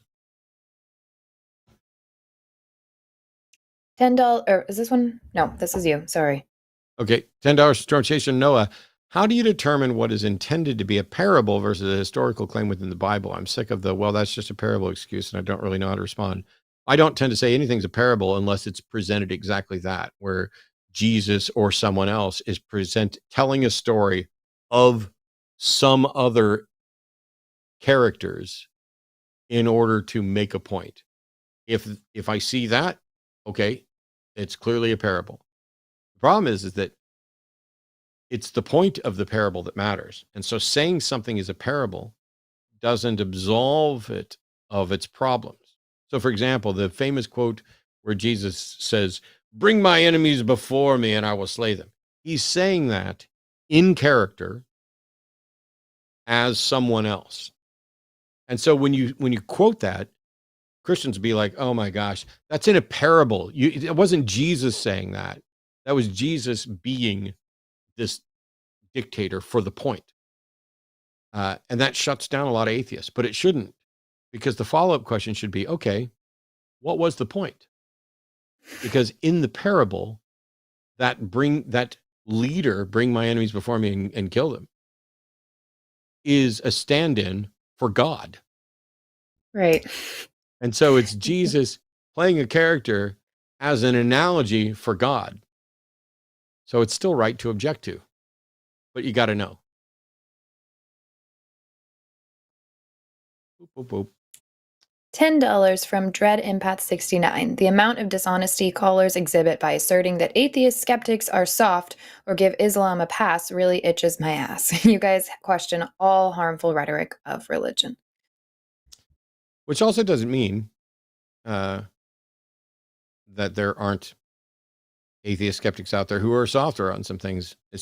Could be taking place in discussion groups and in areas that I'm not in or whatever else. It's just that I barely have the capacity to deal with my own life and all of the issues that I have to think about when I'm voting. I genuinely don't give a shit if there's some lefty skeptics in a chat group who are wrong about Gaza, who are Right. wrong, they're too soft on Muslims. Okay, fine. I'll deal with that when that's the issue that we got to focus on. Yep.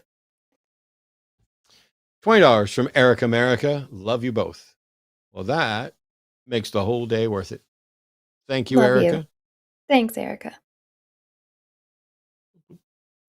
$12 Canadian from Lost. As a Canadian, I sometimes feel powerless to help with the whole Trump thing. It does affect us too. I wish to assist, but I'm not sure how. Any ideas? Thank you for all your efforts. That's so kind. I mean, I think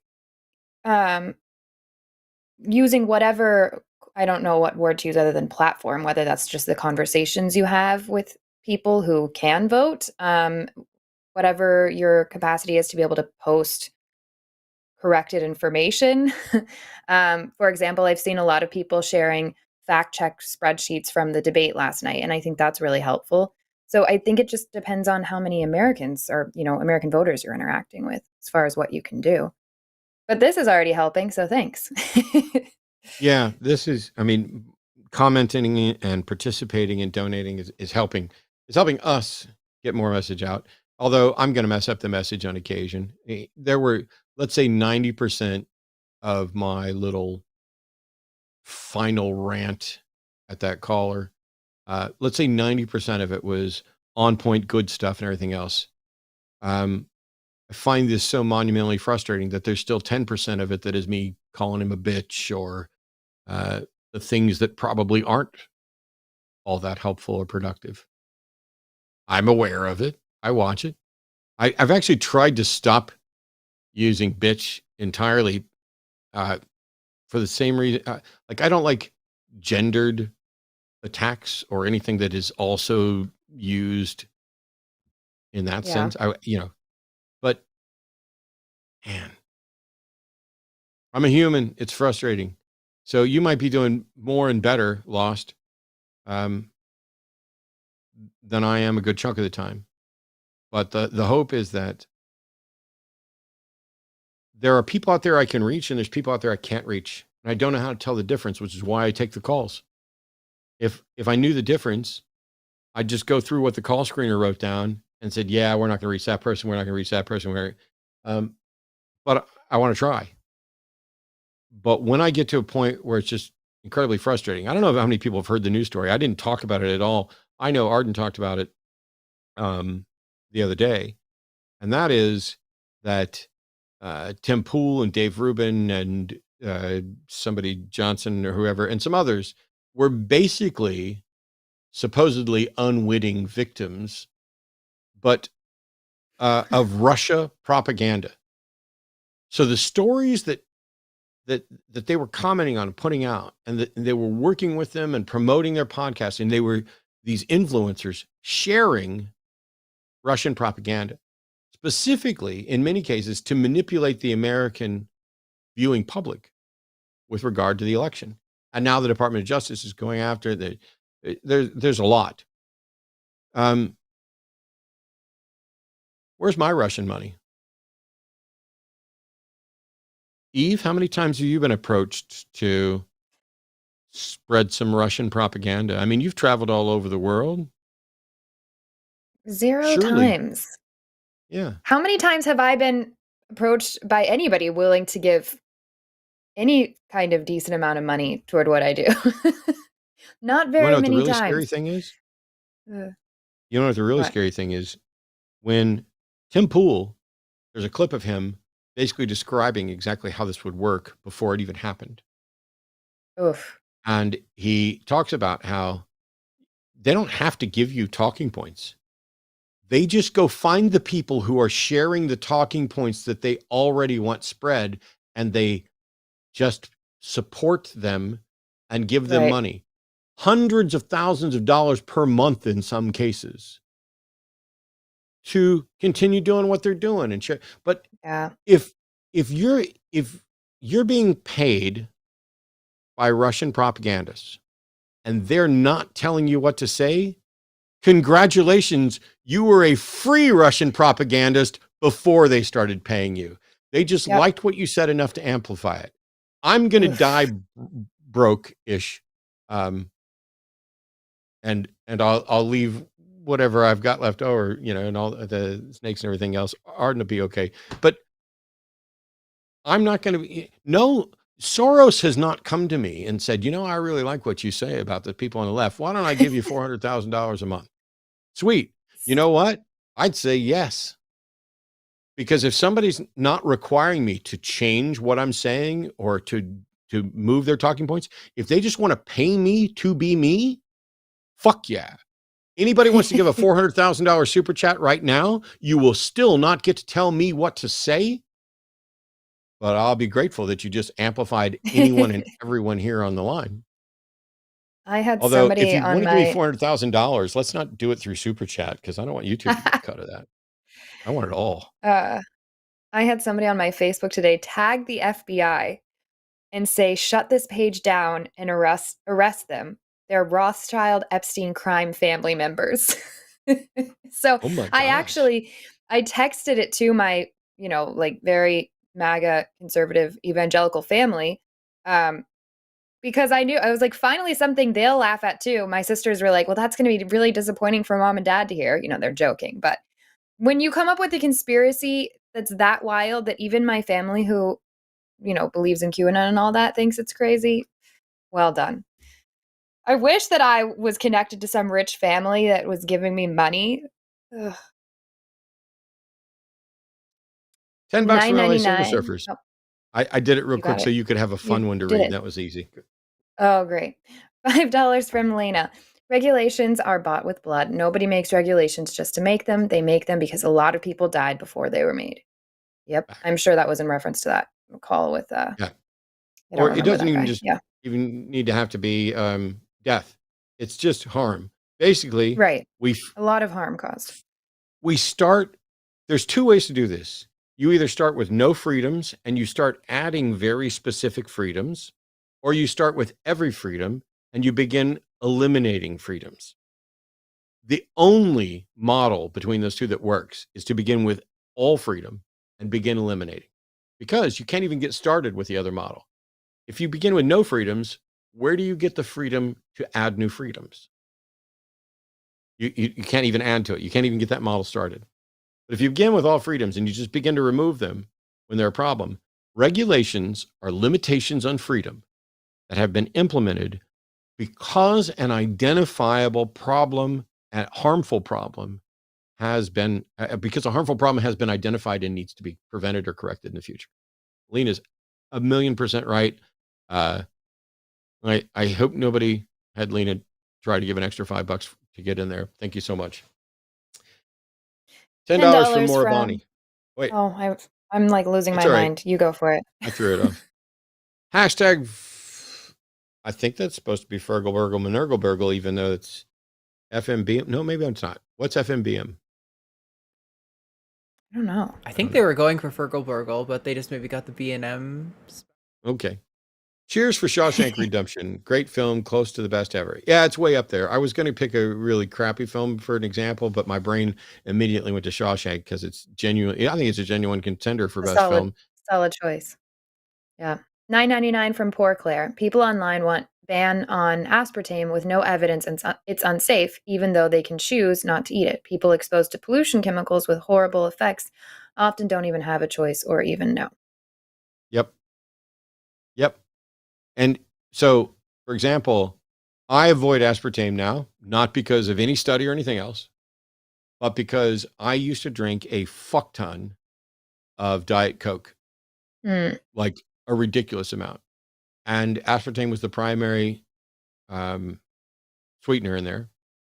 Right. And I started having muscle twitch issues where I would wake up in the middle of the night with my arm dislocated from its socket. And I cannot say that I have no evidence to tie it to that directly, but as soon as I stopped stopped drinking Coke or Diet Coke, Wow. it never happened again. And so I'd love to know what the real cause was. I don't really want Diet Coke anymore. I had a Diet Dr. Pepper the other day, and I know there's some aspartame in it, and it was okay, but I can still taste the aftertaste thing. But the point is, I don't know how harmful or not harmful it is. I'm not even using my anecdotal issue to address anybody else's thing. I just made a personal decision based on my experience that even if it's great for everybody else, it might not be great for me, and that I feel better, whether it's placebo or not, when I'm not doing it. And so I won't. Sure. And it's not a big deal. This isn't a violation of skepticism. It's not like I'm somehow forced to keep drinking something just because I haven't done a full-on double-blind study to show that it's the problem. No, I tried something. I wasn't having a good time with it. I got rid of it. I had a better time without it.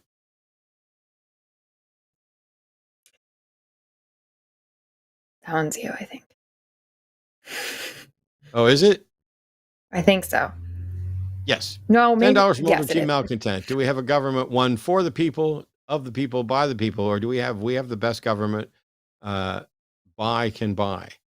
Yeah, I also saw a best government money can buy. Oh, Mulder actually Money did can it buy. twice Oh, just to correct a simple typo. I thank got it. you.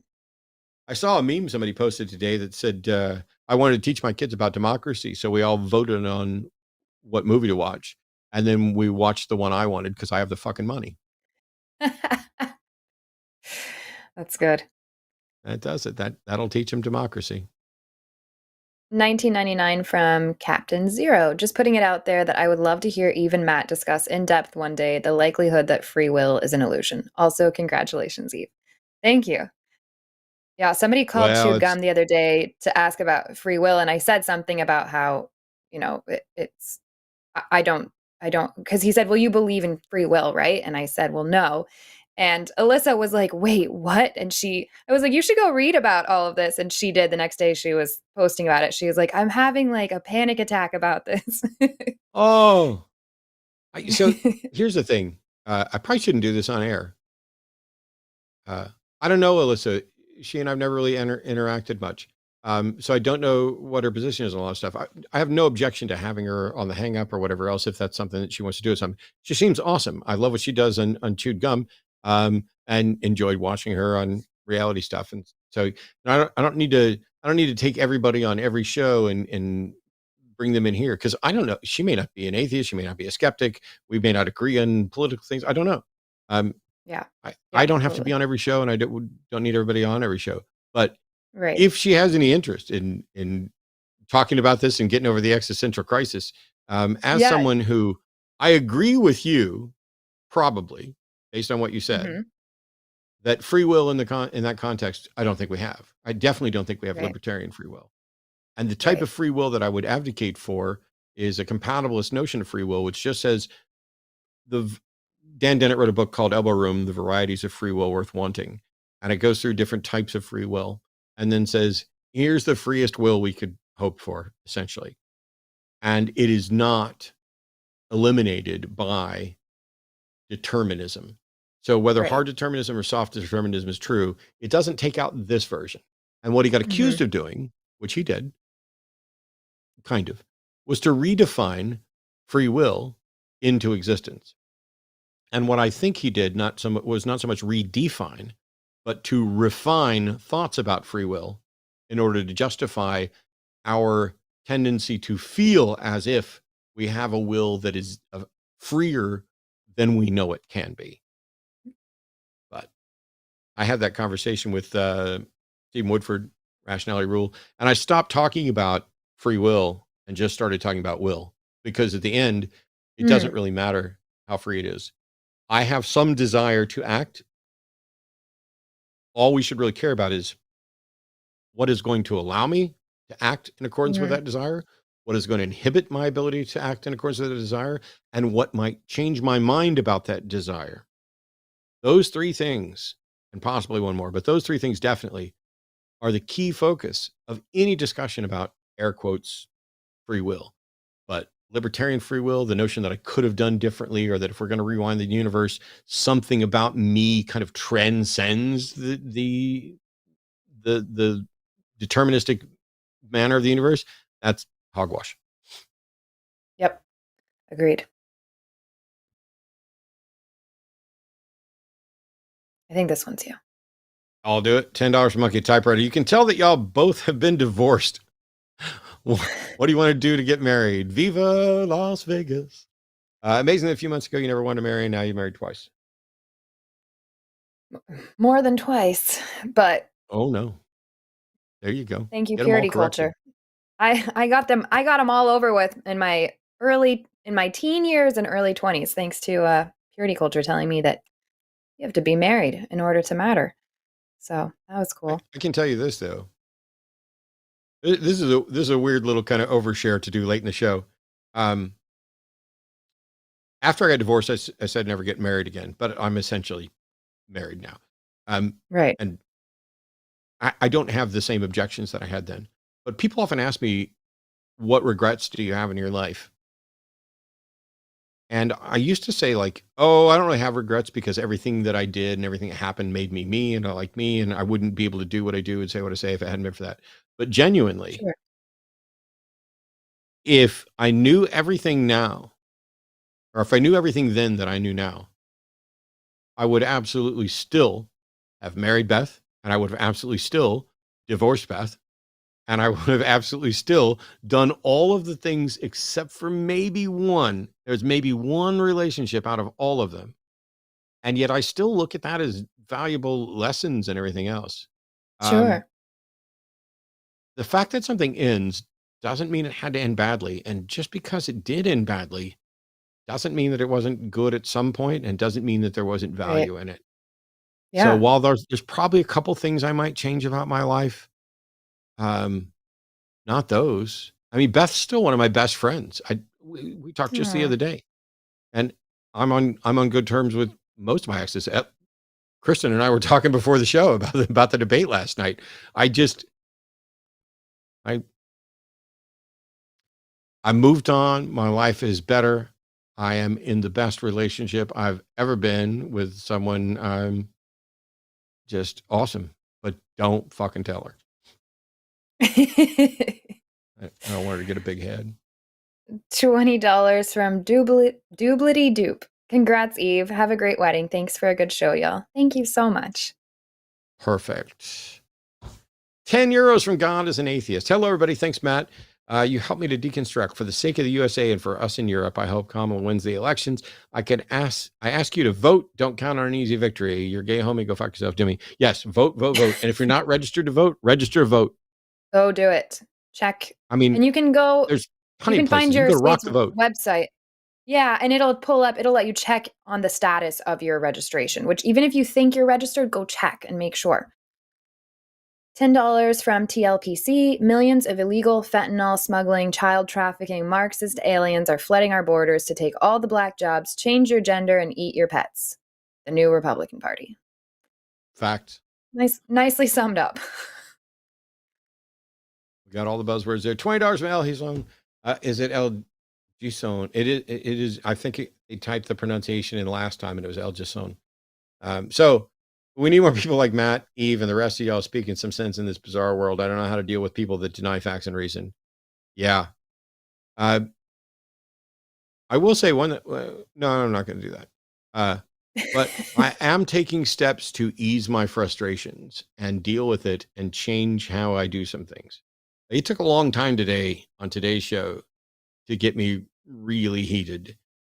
And it really came down to him disrespecting Eve and women and just, yeah, fuck that. And fuck you too, dude. Yeah, I'll go along with Jon Stewart there. When you hear the same tired dishonesty over and over again, it's hard to not let it wear on you. $10 from JamNick06. Went to another Florida school board meeting to oppose chaplains in schools. Less press, no TST, yet a very loud congregation showed up. It's scary watching a public meeting turn into a church service. Yikes. That's a scary. Good on you for showing up, though. Thanks so much. 10 ducats from Mugflub. There's got to be a story behind that name, because my first thing I do as the game's puzzle dude is I immediately after doing it forward, I do it backwards, and I'm like, Wolfgum? And then I start looking for other things, because I want to sort the mystery of the name. But maybe there's nothing. $10 from SJL. If Trump can solve Gaza and Ukraine as soon as he is elected, he should do it now. That should guarantee his election. Do you think he believes any of his obvious BS? He doesn't have to. He just... Oh, go ahead. No, go ahead. Yeah, he doesn't have to believe he doesn't think about his BS. He just talks. He just opens his mouth and says stuff. I think this would have been good a rebuttal, kind of, because first of all, he was like, well, if they're going to do this, why hasn't she done it already? Well, first of all, she's not president right now. If I was in her position, I would have made it clear. Trump said that he hasn't really talked to JD Vance about his position, even though JD's talking about it. Trump's also said that the vice president doesn't really do anything.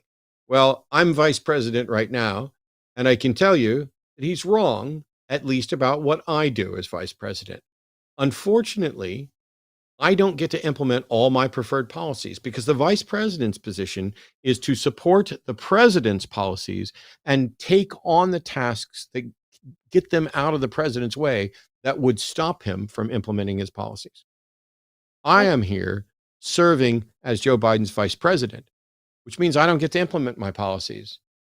But vice presidents usually do something. Now, maybe he's hoping that JD doesn't have to do anything, because maybe JD's not qualified to do anything. But when he asks, why hasn't she solved this problem yet? There's a lot of reasons, and not just because he stopped a bill that would have worked to do some of this. But at the end of the day, he's not running against Joe Biden, and Joe Biden's not running for president anymore. He's running against me. Hi, I'm Kamala Harris. I'm the vice president of the United States, and I'm going to be the next president of the United States.